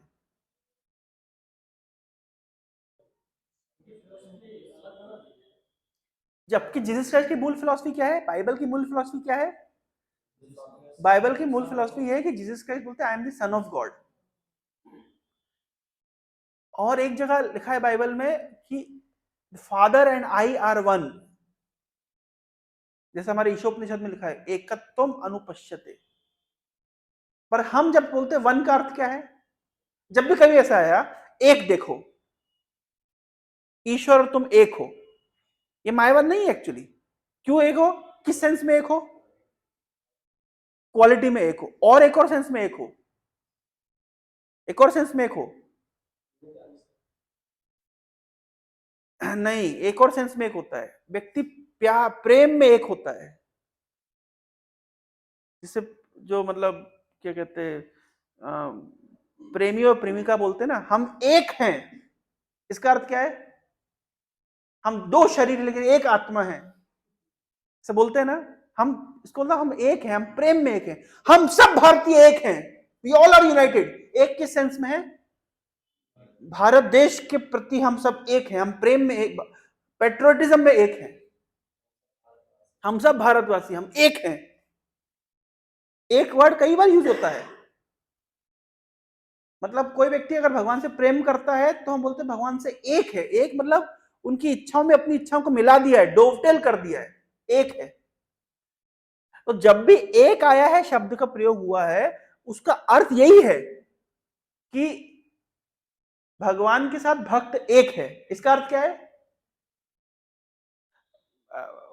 महाराज जी का एक वीडियो में उन्होंने प्रभुपाद ग्लोरिफिकेशन करते हुए बोल रहे हैं, कौन से महाराज जी, मैं नाम नहीं लूंगा, मेरी मम्मी डांटती है। प्रभुपाद जी तो भगवान के शुद्ध भक्त थे, वो भगवान के ही स्वरूप हो गए। ये मायावादियों का फेवरेट टॉपिक है, भगवान के स्वरूप हो गए। क्योंकि इसमें क्या होगा, इसमें आपको, आज गुरुजी भगवान के स्वरूप हो गए, कल हमारा भी चांस है। मैं दो तीन एग्जांपल देता हूं। मायावाद में गुरु भक्ति एग्जिस्ट नहीं करती, जबकि गुरु पूर्णिमा मायावादी मनाते हैं। मायावाद में गुरु गुरु भक्ति नहीं है। मैं एग्जांपल दूं कैसे नहीं है। वैष्णव संप्रदाय में देखिए, जो गुरु जी का तिलक है वही चेले का तिलक है, वो उनके चेले का तिलक है, वो उनके पूरे संप्रदाय का एक जैसा तिलक होता है। लेकिन मायावादियों में देखिए, गुरु जी अलग तिलक लगाते हैं, चेला अलग तरह का तिलक लगाता है, उनका चेला अलग तरह का तिलक लगाता है। देखा आप लोग ने, ऑब्जर्व किया? कोई भी मायावादी संप्रदाय पकड़ लीजिए, गुरुजी अलग तरह की ड्रेस पहनेंगे, चेला अलग तरह की ड्रेस पहनेंगे, उनके चेला अलग तरह की ड्रेस पहनेंगे। गुरुजी की अलग फिलॉसफी है, चेले की अलग फिलॉसफी है, उनके चेले की अलग फिलॉसफी है। ये सब मायावादियों में होता है। इस्कॉन में कोई अलग फिलॉसफी बोल तो दे, अब बोलो कुछ अलग, गड़बड़ बोलो। प्रभुपाद जी के शिष्य ने, प्रभुपाद जी के कुछ शिष्य लोग, ये घटना आप लोग को पता है कि नहीं पता है, लिखा गया है, ब्रह्मानंद प्रभु, गर्ग मुनि, विष्णुजन स्वामी और एक और, चार लोग। अचानक इन लोगों के मन में पता नहीं कहां से दिमाग में आ गया ये एक जगह वेस्ट वर्जीनिया में प्रचार करने लगे कि प्रभुपाद ही कृष्ण है, और बकायदा जहां क्लास जा, ये सोच रहे हैं कि हम प्रभुपाद का ऐसा गुणगान कर देंगे कि प्रभुपाद भी बोलेंगे वाह यार क्या बोला है, मजा आ गया। अब ये जहां जाए और वहां पे ये प्रचार करें कि आप लोगों को एक्चुअली पता नहीं, हम लोग एक्चुअली प्रभुपाद को पहचान नहीं पाए, हम लोग एक्चुअली प्रभुपाद को पहचान नहीं पाए, वास्तव में प्रभुपाद ही कृष्ण है। और ये प्रचार कर रहे थे वो। पता है प्रभुपाद ने क्या किया? तारीफ करी, पीठ थपथपाई, 4 आदमियों को इस्कॉन से बैन कर दिया। ये लोग सन्यासी थे, इस्कॉन से बैन कर दिया, आप इस्कॉन में नहीं जा सकते, इस्कॉन के किसी रिसोर्सेज को यूज नहीं कर सकते, इस्कॉन में क्लास नहीं दे सकते, इस्कॉन में आपकी एंट्री बैंड है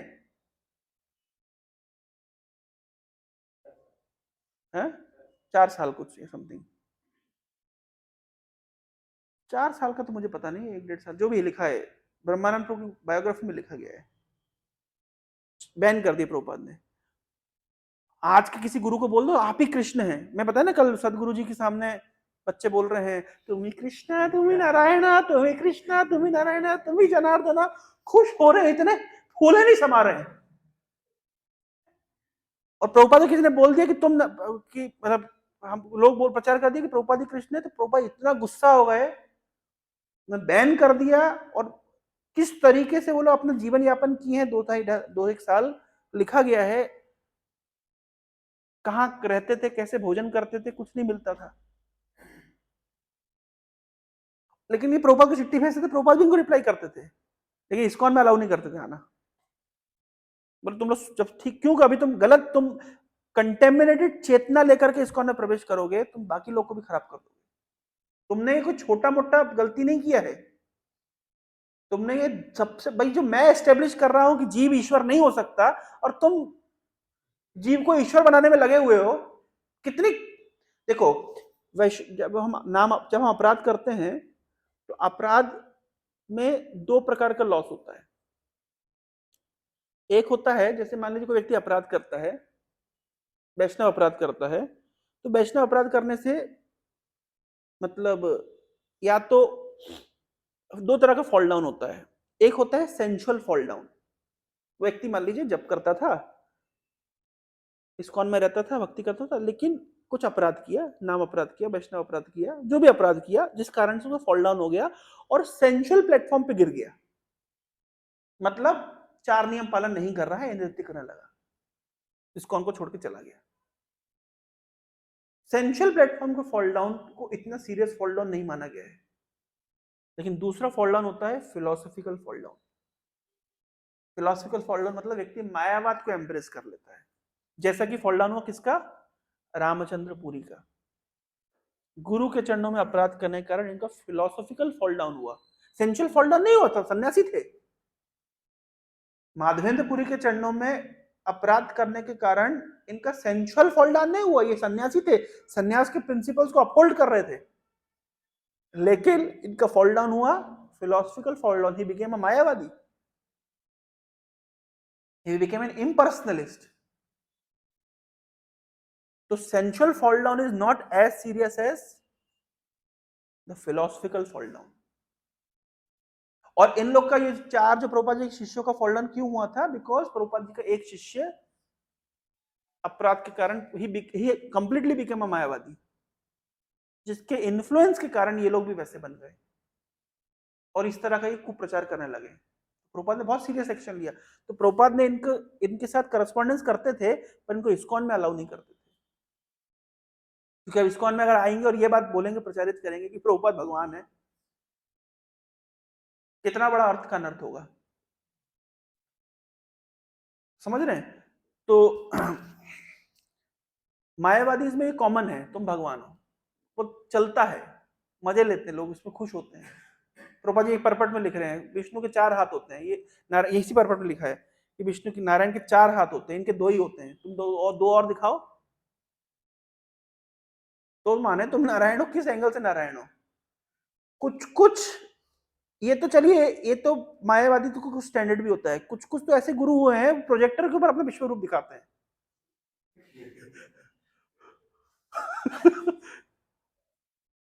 अरे हुए भारत में पता नहीं एक से एक बढ़ करके अनोखे अनोखे। अगर आप, इसलिए कुंभ में जाना चाहिए, थोड़ा सा घूमना चाहिए क्या चल रहा है। और समय लेके जाना चाहिए, डुबकी मार के आ गए, थोड़ा सा अखाड़ों में जाकर के देखे तो चल क्या रहा है। और आपके यहाँ तो उड़ीसा में पैर में तुलसी डलवा रहा था। कौन है, कोई है केंद्रापड़ा वाला यहाँ पे? हाँ, बस हाँ बताइए, मतलब उसने बोला तुलसी रखो, मैं चल के जाऊंगा तुलसी के ऊपर। ऑन रिकॉर्ड तो भैया, ये तो घटना अभी 2-4 सालों की है। ऐसे ऐसे नमूने हुए हैं, मतलब मैं बता रहा हूं। हमको आश्चर्य लगता है, ऐसा कोई नमूना हो सकता है क्या? कोई हो सकता है जो तुलसी के ऊपर पैर रख सकता है? हाँ, कोई हो सकता है क्या? हुए हैं। आप देखिए, बहुत सारे बाबा लोग बहुत पसंद करते हैं, मोर मुकुट पहनते हैं। एक बाबा थे, नाम सुना होगा, एमपी में, गुजरात में बहुत प्रसिद्ध हैं, थे, हैं भी, तो नाम नहीं लूंगा, मैं फोटो दिखा सकता हूँ, क्योंकि वो तो कैमरा वानी जाना ना। भैया ये तो है ना, ये तो मोर मुकुट धारण करके जन्माष्टमी मोर मुकुट पहन करके नाचेंगे, और क्या कहते हैं, शिवरात्रि के दिन त्रिशूल लेकर के और डमरू लेकर के डिग डिग डिग करेंगे। और फिलॉसफी क्या है? फिलॉसफी है गुरु ही राम है, गुरु ही कृष्ण है, गुरु ही शिव है। That is called मायावाद। क्रिश्चियनिटी में मायावाद है। क्रिश्चियनिटी मायावाद क्या है कि आई am the son of God, इस बात को लोग अभी 90% लोग भूल गए हैं, और वो मान रहे हैं जीसस। उनकी फिलॉसफी क्या हो गई है कि जो ईश्वर जो हेवन में रहता है, वो एक मनुष्य का बॉडी लेकर के जीसस क्राइस्ट के रूप में आया है। अच्छा, ये क्रिश्चियनिटी की दुर्गति किस कारण से जानते हैं? ये हिंदू लोग को कन्वर्ट करने के चक्कर में। ये जो क्रिश्चियन लोगों की दुर्गति हुई है, ये हिंदू लोगों को कन्वर्ट करने के चक्कर में हुई है। आप मान लीजिए कोई व्यक्ति बोलेगा कि मैं जाऊंगा कीट के अंदर प्रचार करूंगा, सपोज करिए कोई जाएगा, हमारे यहां से कोई निकलेगा, मैं जा रहा हूं कीट पे प्रचार करूंगा, तो उसकी दुर्गति क्या होगी आप जानते ही हैं। समझ रहे हैं ना भाई, तुम्हारे अंदर शक्ति नहीं है, तुम चले कीट पे प्रचार करने, क्या नुकसान होगा आप समझ सकते हैं। ये क्रिश्चियनिटी वालों के साथ ये हुआ, ये आए हिंदुओं को हम प्रचार करेंगे, हिंदुओं को कन्वर्ट करेंगे, तो सारे हिंदू अडॉप्ट कर लिया सिस्टम। हिंदू सिस्टम में क्या क्या अडॉप्ट किया मैंने बताया था एक बार, है मतलब जीसस क्राइस्ट की आरती हो रही है, जीसस गायत्री हो रही है। हाँ नहीं जानते आप लोग, ये मंत्र है भैया, जीसस गायत्री मंत्र। अरे नहीं, गायत्री मंत्र है ना, जीसस की गायत्री मंत्र क्या है?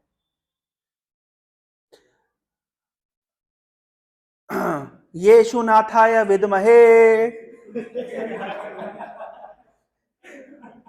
अरे आप लोग मंत्र बोलिए, साथ से बोलिए, येशुनाथाय विद्महे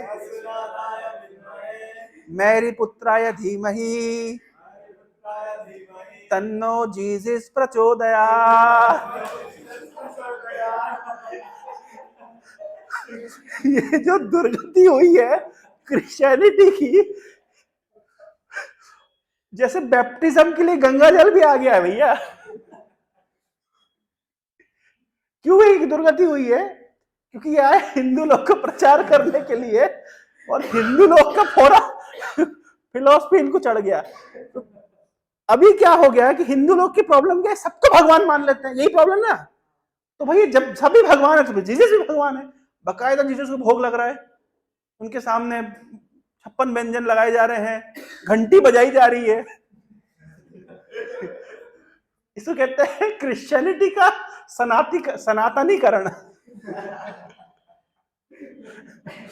एक कॉमेडियन बोल रहा है कि मुसलमान लोग बोलते हैं कि हम भारत का क्या करेंगे, गजवाए हिंद करेंगे, तो पाकिस्तानी लोग बोलते हैं कि हम भारत का क्या करेंगे, गजवाए हिंद करेंगे।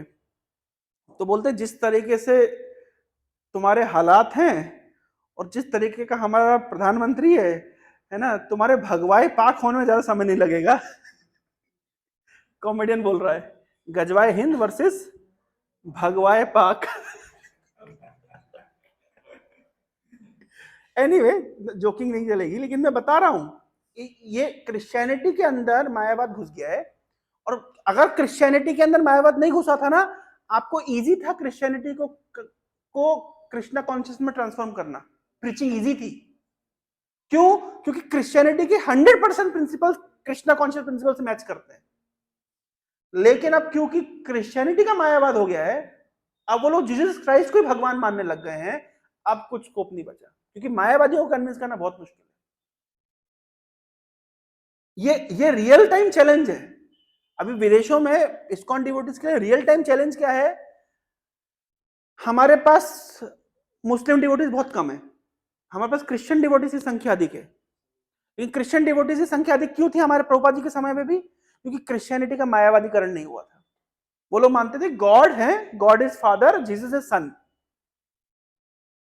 तो हम बताते भाई गॉड फादर है, जीसस सन है, तो भाई कृष्ण ने गीता में क्या कहा है कि मैं फादर हूं, तो इजीली कन्विंस कर पाते थे। अब बोलते नहीं, जो फादर इन हेवन है वही जीसस के रूप में आए हैं, तो जीसस ही भगवान है। तो ये प्रैक्टिकल चैलेंज है। इसी तरीके से जैसे यहां तो क्रिश्चियनिटी में मायावाद है, और पूरा सिख कम्युनिटी मायावाद हो चुका है। सिख कम्युनिटी में उनका मान, वो कृष्ण राम जो गुरु ग्रंथ साहिब में लिखे गए हैं, वो ओपन चैलेंज करते हैं कि ये गुरु ग्रंथ साहिब के लिखे हुए कृष्ण राम, ये कृष्ण राम नहीं है। अब समझ रहे मायावाद? पहले तो हमको मायावाद प्रचार करने से पहले मायावाद पकड़ना आना चाहिए, कहां कहां मायावाद है। मायावाद है जब कोई व्यक्ति बोले गुरु ही भगवान है, वहां पे मायावाद है। जब कोई व्यक्ति बोलता है कि ईसा मसीह भगवान है, वहां पे मायावाद है, क्योंकि ईसा मसीह भगवान नहीं है, भगवान के सूली भी चढ़ते हैं। तो these are the places where Mayavada घुस गया है और ट्रेंडिंग है।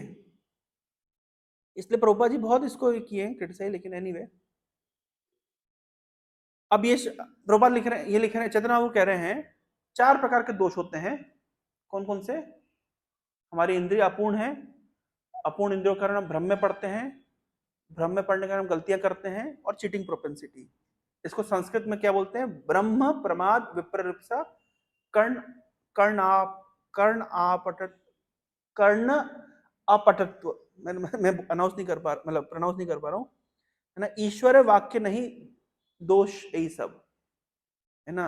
भ्रम भ्रम मतलब चीटिंग, प्रमाद मतलब इल्यूजन, विप्रलिप्सा मतलब चीटिंग प्रोपेंसिटी, ब्रह्म मतलब मिस्टेक, प्रमाद मतलब इल्यूजन, विप्रलिप्सा मतलब चीटिंग प्रोपेंसिटी, एंड कर्ण अपटव, अप अरे कैसे पढ़ेंगे? अपाट्व, मतलब पटु नहीं है, इंद्रिया पटु नहीं है, मतलब इंद्रियों में, इंद्रियों की क्षमता लिमिटेड है। डीवाई से पढ़ाया गया ना, 4 प्रकार के दोष होते हैं हर जीव में। हम जो कुछ भी करते हैं 4 प्रकार के दोष से पूरित होता है। imperfect senses, falling into illusion, committing mistake, cheating propensity। बोल रहे हैं ईश्वर के वाक्य में ये सब नहीं होता। आगे बता रहे हैं, उपनिषद सहित सूत्र कहे जई तत्व, मुख्य वृत्ति से ही अर्थ परम महत्व। The absolute truth is described in the Upanishad and Brahma Sutra, but one must understand the verses as they are। जैसा है वैसा स्वीकार करिए, घुमाइए मत। That is the supreme glory in understanding। जैसा दिया गया है ब्रह्म सूत्र वैसा स्वीकार करिए, उसमें अपना आप क्या मत करिए, एडिशन सब्ट्रैक्शन मत करिए। प्रभुपाद जी यहाँ पे 108 उपनिषदों की लिस्ट दे रहे हैं, बड़े बड़े पर्पट दे रहे हैं। प्रभुपाद लिख रहे हैं, it has become fashionable since the time of Shankaracharya to explain everything regarding shastra in the indirect way. ये फैशनेबल हो गया है कि शास्त्र की बात को इनडायरेक्ट तरीके से। प्रभुपाद जी बताते हैं कैसे लोग गीता में कैसे बोलते हैं कि कुरुक्षेत्र ये शरीर है, और जो 5 इंद्रियां हैं वो पंच पांडव हैं। और ये it has become fashionable to explain shastra in the indirect way. आचार्य जी बोलते हैं कि पुराणों में जो दिया हुआ है वो उसको आप वो सांकेतिक अर्थ समझिए उसका, वो किस ओर संकेत कर रहा है, मतलब आप क्या मत समझिए, डायरेक्ट अर्थ मत समझिए। हमारी लड़ाई यहीं पे है, हम कह रहे भाई डायरेक्ट अर्थ क्यों नहीं समझे, हम जब डायरेक्ट सांकेतिक, चैतन्य महाप्रभु आगे बोलेंगे सांकेतिक अर्थ कहां लगता है, कहां जरूरत पड़ती है, जहां डायरेक्ट अर्थ क्लियर नहीं है। जब डायरेक्ट अर्थ क्लियर है तो सांकेतिक अर्थ की क्या आवश्यकता है, समझ पा रहे, जब डायरेक्ट अर्थ अवेलेबल है तो सांकेतिक अर्थ की क्या जरूरत है ना। Scholars take pride in explaining everything in their own way and they declare that one can understand Vedic scriptures in any way he likes। भाई आप जैसे हर व्यक्ति की अपनी अपनी, मेरे को अभी ट्रेन में एक व्यक्ति मिल गया था, तुम थे क्या, कौन गया था मेरे साथ, लोहित था, ट्रेन में एक व्यक्ति मिल गया, हम पूरी भुवनेश्वर आ रहे थे, तो ऐसी बातचीत शुरू हुई, तो वो बातचीत में वही बोले कि देखिए हर व्यक्ति की अपनी तरह से समझ सकता है। तो मैंने उसको बताया कि, मैंने कहा भाई तुम्हारे पिताजी कौन है, मैंने कहा तुम्हारे पिताजी का नाम क्या है, बोले फलाना व्यक्ति है। मैंने कहा ये मैं क्या किसी, भाई मैंने कहा भगवान कौन है, ऐसे ऐसे प्रश्न पूछा, तो बोले देखिए आप किसी को भी मान सकते हैं, आपकी आपकी व्यक्तिगत ये स्वतंत्रता है। तो मैंने कहा तेरा बाप कौन है भाई, ये तेरी व्यक्तिगत स्वतंत्रता है, किसी को भी बाप मान लेगा, कि ये व्यक्तिगत स्वतंत्रता के ऊपर आधारित है, किसी को बाप बना देगा, बाप बाप रहेगा। मैं वो स्टोरी सुना है क्या, मैं जा रहा था मुंबई, 2-3-4 साल पहले की बात है, तो हमें मिल गए, बताया था ये शायद स्टोरी, हाँ, तो रास्ते हमको मिल गए 3-4 लोग साथ में संगी, मैंने कहाँ जा रहे हैं, तो उन्होंने बोला हम शिरडी जा रहे हैं। आपको शिरडी बोले से मेरा हाजमा बिगड़ने लगता है, मैं बाकी सब भाई कुछ तो सेंस बनता है ना, आप तो सीधे आदमी को भगवान ही बनाते हो, जो गुरु बनने के लायक भी नहीं है वो आप सीधे भगवान तक ले जाते हो, प्रमोशन देते हो, कोई बात नहीं। शिरडी जा रहे हैं, मैंने उससे एक आदमी से, व्यक्ति से मैंने बात की, मैंने कहा बुरा मत मानिएगा, आप ट्रेन में हमारे साथ ट्रेवल कर रहे हैं, आपको अगर कोई फोटो भेजे कि आपकी धर्म पत्नी किसी और आदमी के साथ बिस्तर पे पड़ी हुई है, आपको कैसा लगेगा, तो बोलती बंद हो गई, उसकी मूड खराब हो गया सुबह सुबह। मैंने कहा आप लोग की हालत वही है, आप उड़िया आदमी है, आपके स्वामी है जगन्नाथ, उन अपने स्वामी को छोड़ करके वेश्यावृत्ति करने शिरडी जा रहे हो, शर्म नहीं आती। वो तो आदि पैसा लेकर खर्च करके जा रहा था, मेरे साथ सत्यम था और जगत गुरु प्रभु थे, वो जगत गुरु बस करो, मैंने कहा अब तो जो बोला तो बोल के रहूंगा मैं।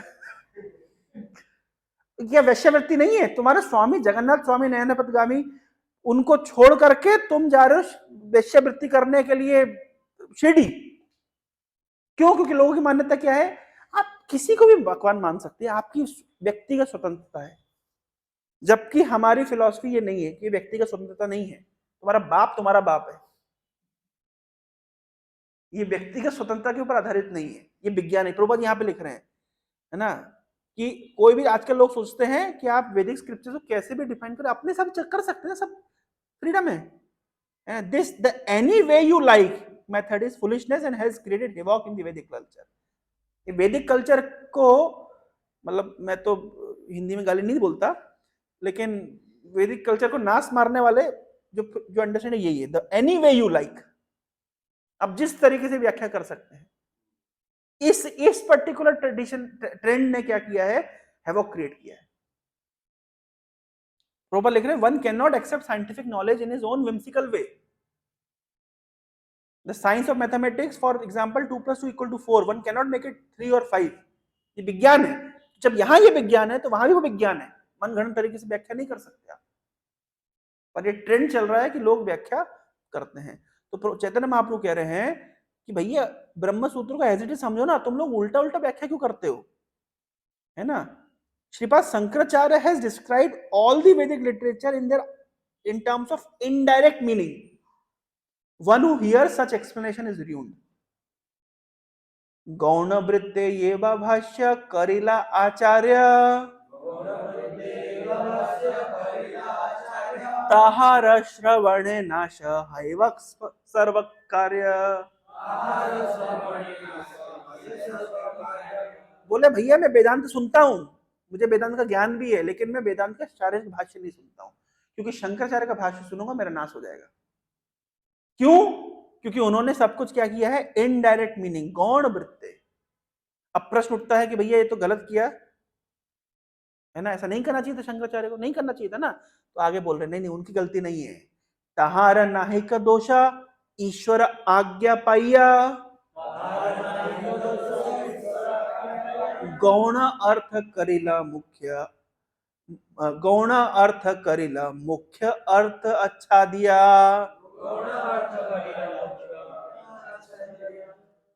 जब आप कह रहे हैं कि मैं, देखिए ट्रेंड समझिए, अभी हम लोग चैप्टर कंक्लूड अगर करें तो कैसे करेंगे, कहां से शुरू हुआ, केशवानंद, केशवानंद क्या, प्रकाशानंद सरस्वती और उनके शिष्यों को चैतन्य महाप्रभु ने कहा कि मेरे गुरु ने मुझे आज्ञा, जब मिले तो उन्होंने पूछा भाई हमारे साथ क्यों नहीं उठना बैठना करते हो, भावुक लोगों की तरह नाचते गाते क्यों हो।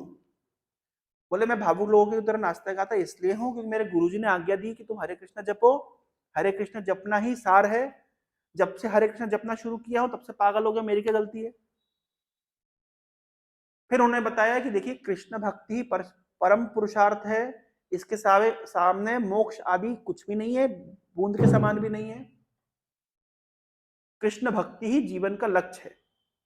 आध्यात्मिक एक्टिविटीज में अगर देखा जाए तो epitome of spiritual activities Krishna consciousness, ये एस्टेब्लिश किया चैतन्य महाप्रभु ने। फिर इन्होंने प्रश्न क्या पूछा, इनका कहना है कि भैया बहुत अच्छी बात है, भक्ति करो ना, जिसका भाग्य उदय होता है उसी को कृष्ण प्रेम मिलता है, लेकिन वेदांत क्यों नहीं पढ़ते। महाप्रभु कह रहे भैया वेदांत तो मैं पढ़ता भी हूँ, जानता भी हूँ, समझता भी हूँ, और जानता पढ़ता क्या हूं, I am the compiler of Vedanta, वेदांत कृत वेद विदेव चाहम। बोले नहीं, अंदर ही अंदर बोल रहे हो, तुम क्या समझते हो, वेदांत नहीं पढ़ते हैं, जो तुम वेदांत पढ़ते हो वो भी मुझसे ही आया है। लेकिन मैं वेदांत जानता हूं, वेदांत पढ़ता हूं, लेकिन मैं शंकराचार्य का भाष्य नहीं पढ़ता। फिर महाप्रभु ने एस्टेब्लिश किया है कि भैया, प्रभुपाद जी ने परपर्स एस्टेब्लिश किया है कि शंकराचार्य का भाष्य सब कुछ नहीं होता है, वैष्णव आचार्यों के भाष्य भी हैं जो कि शंकराचार्य से बिल्कुल विपरीत है। शंकराचार्य के भाष्य में अद्वैतवाद है, जबकि वैष्णव आचार्यों ने द्वैतवाद को मतलब एस्टेब्लिश किया है। फिर उसके बाद में बोल रहे हैं कि शंकराचार्य के भाष्य क्यों नहीं पढ़ता मैं, क्योंकि शंकराचार्य ने गौण अर्थ, इनडायरेक्ट मीनिंग समझाया है, डायरेक्ट मीनिंग नहीं समझाया है। अब प्रश्न होता है शंकराचार्य ने बहुत गड़बड़ कर दी ना, ऐसा नहीं करना चाहिए था उनको। बोले नहीं, उनकी गलती नहीं है, ईश्वर आज्ञा पाया।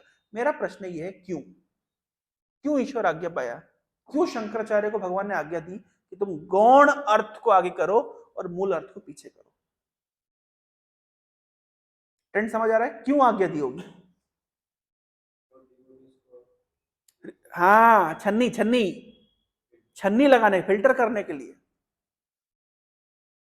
और दूसरा एक नेचुरल रीजन भी है, मैं हम उस दिन चर्चा कर रहे थे। नेचुरल रीजन ये है, 2-2.5 साल के लिए बुद्धिज्म प्रोमिनेंट था, 2-2.5 साल के लिए बुद्धिज्म प्रोमिनेंट था। अच्छा, बुद्धिज्म क्यों आया,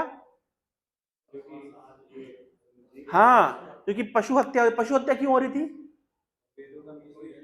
क्योंकि वेदों के नाम पर ब्राह्मण समाज न केवल बलि दे रहे थे, समाज में और कई प्रकार की कुरीतियां व्याप्त हो गई थी, जैसे सती प्रथा, जैसे छूताछूत, जैसे बलि प्रथा। प्रश्न है कि ब्राह्मण समाज करप्ट क्यों हुआ,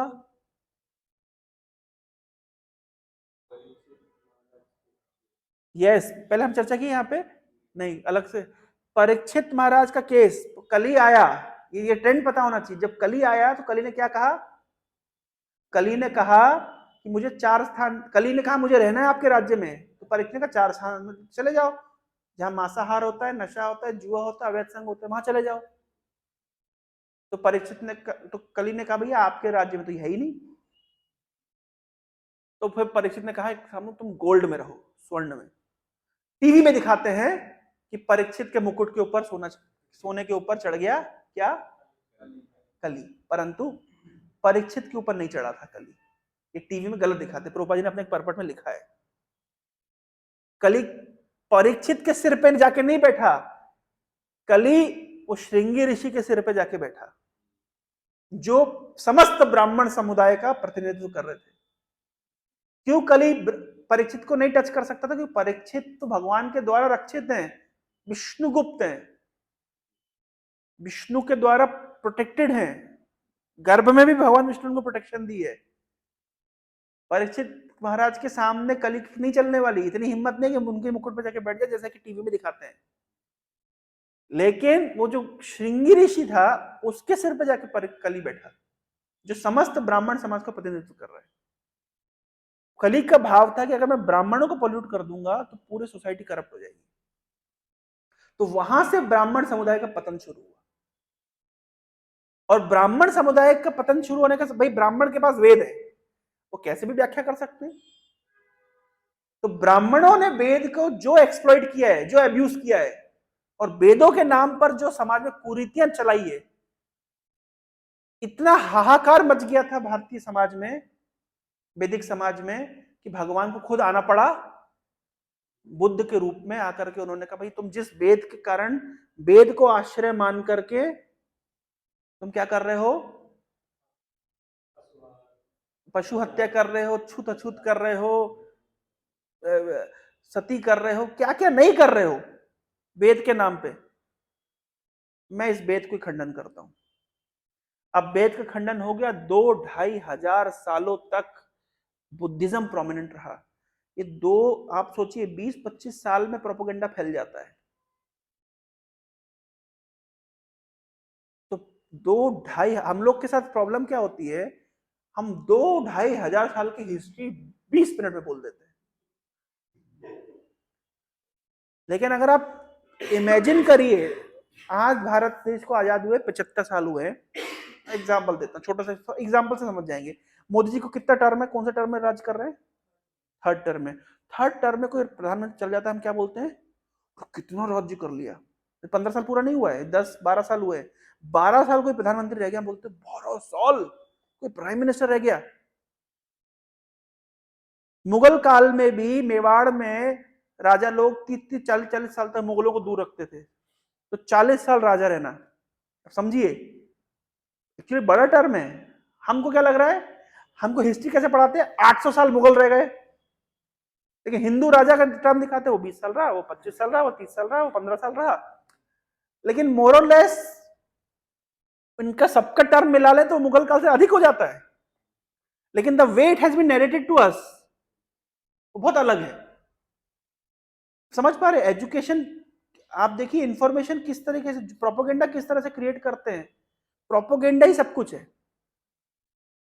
उस जमाने में बुद्धिस्ट प्रोपेगेंडा था, और 5-10 साल 15 साल के लिए नहीं था, 2,500-3,000 साल के लिए बुद्धिस्ट प्रोपेगेंडा।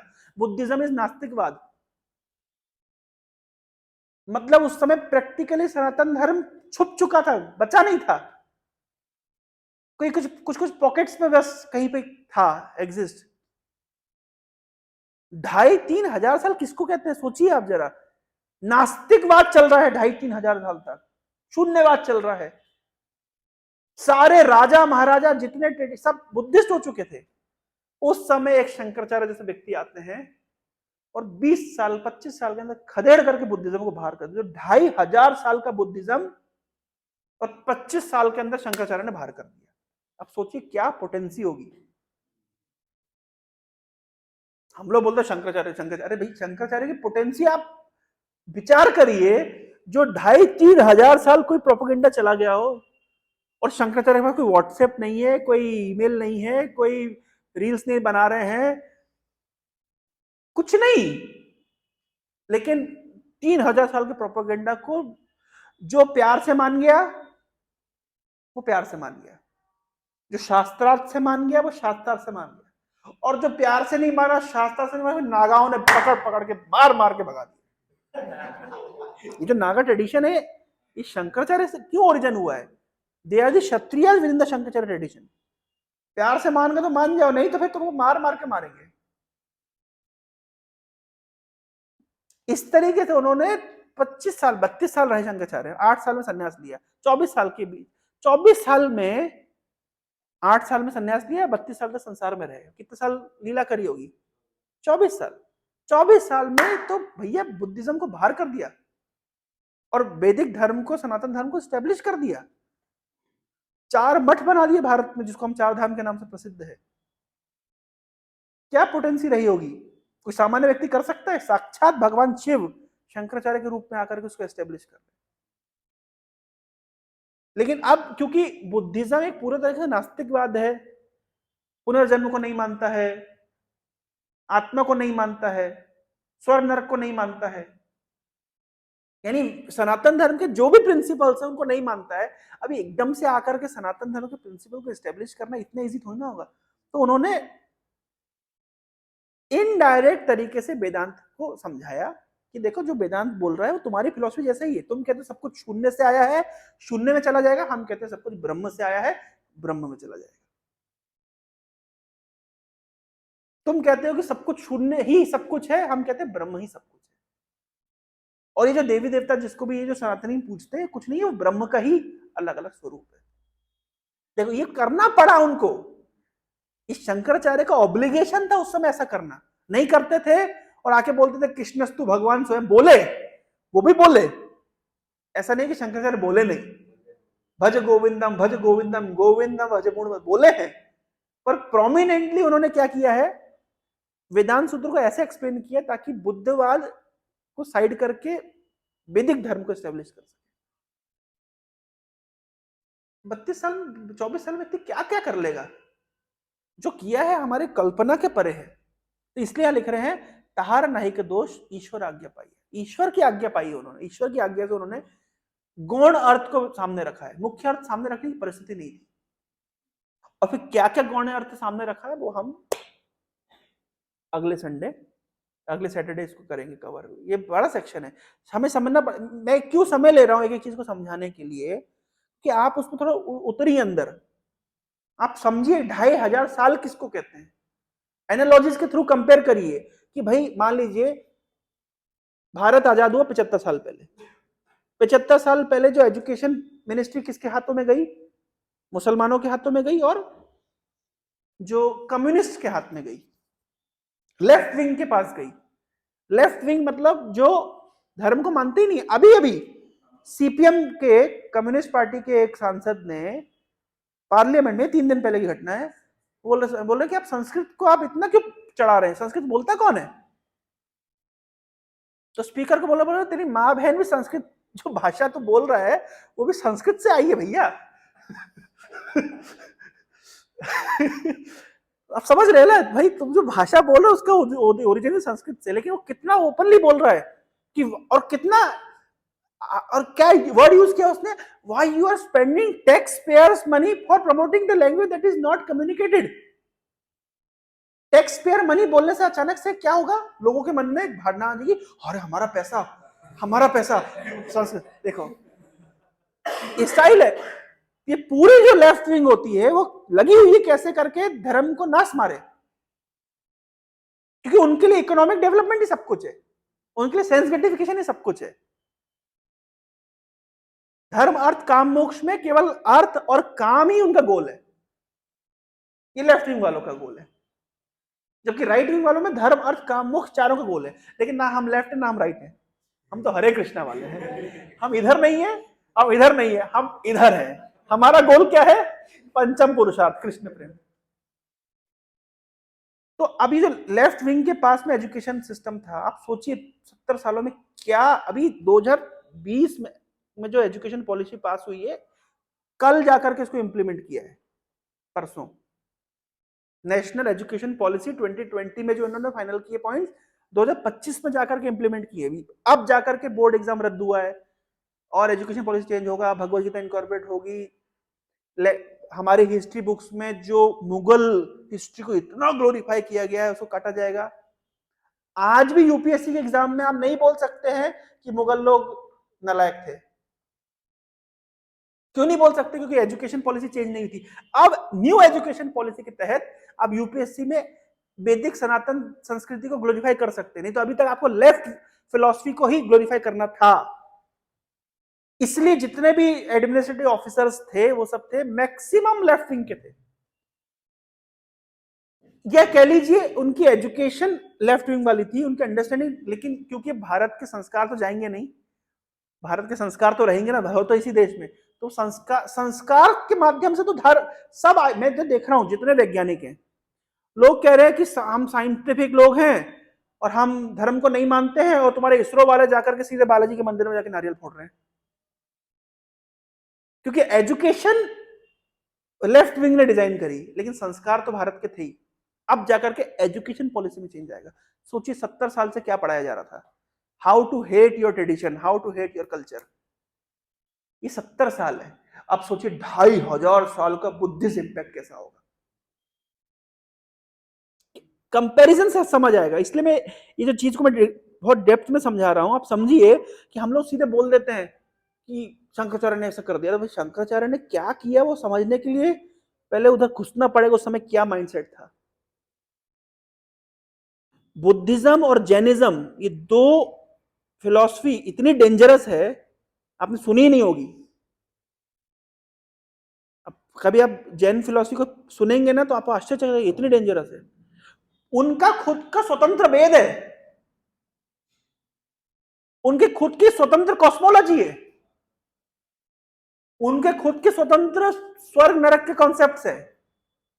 पैरेलली सनातन धर्म का क्या है, आप एज इट इज, अभी उधर से आप अब आप बोलते हैं कि हम वेद पे आधारित है हमारा, उनके पास खुद का वेद है, आप क्या करोगे। जैसे हम लोग बोलते हैं प्रभुपाद ने कहा जीबीसी को मानो, ऋत्विक कहते हैं हमारे खुद की जीबीसी है, लो हटाओ। जैन फिलॉसफी, इसलिए यहाँ पे एक चैतन्य चरितामृत में जगह लिखा गया है कि जैन फिलॉसफी और Buddhist philosophy are like sharks, shark की तरह है, और चैतन्य महाप्रभु ने अगर रक्षा नहीं की होती तो वो शार्क हमको खा जाती है। ऐसे एक श्लोक में कृष्ण उसमें लिख रहे हैं। और कितनी पुरानी है जैन फिलॉसफी जानते हैं, कितनी पुरानी है जैन फिलॉसफी? महाराज ऋषभदेव के समय से है, सतयुग से, आज से नहीं है, आज और कल से नहीं है, ये सतयुग से है। महावीर अभी आए हैं कुछ 1000-2000 साल पहले, लेकिन प्रथम तीर्थंकर ऋषभदेव ओरिजिनल ऋषभदेव ही हैं।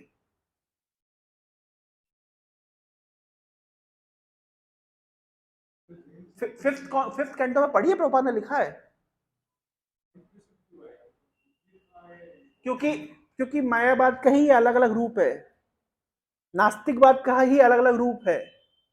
सारी फिलॉसफी इतर फिलॉसफी आई क्यों है? कृष्णा कॉन्शियसनेस के अगेंस्ट सारी फिलॉसफी आई क्यों है? आई नहीं है मेटेरियल वर्ल्ड है ही इसलिए। कृष्ण से बहिर्मुख होने के हजारों तरीके, एक किताब लिखी जा सकती है, आता है ना, सफल पाने के 101 तरीके, ऐसे लिखे कृष्ण से बहिर्मुख होने के 1000 तरीके, 999 तरीके। तो जैन फिलॉसफी, बुद्ध फिलॉसफी, नास्तिकवाद, मायावाद, ये सब कुछ का एक ही कारण है, क्या? कृष्ण बहिर्मुख जीव। और कृष्ण उन्मुख हो जाएगा तो भौतिक संसार ही नहीं बचेगा। समझ रहे हैं आप?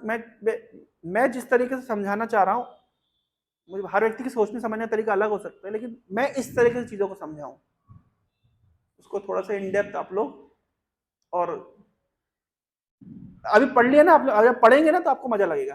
आप ये क्या कहते हैं, फिफ्थ कैंटो में आप पढ़ेंगे तो आपको लगेगा अच्छा हाँ ये बात तो सही बात है। हरे कृष्ण। श्रील प्रभुपाद की जय।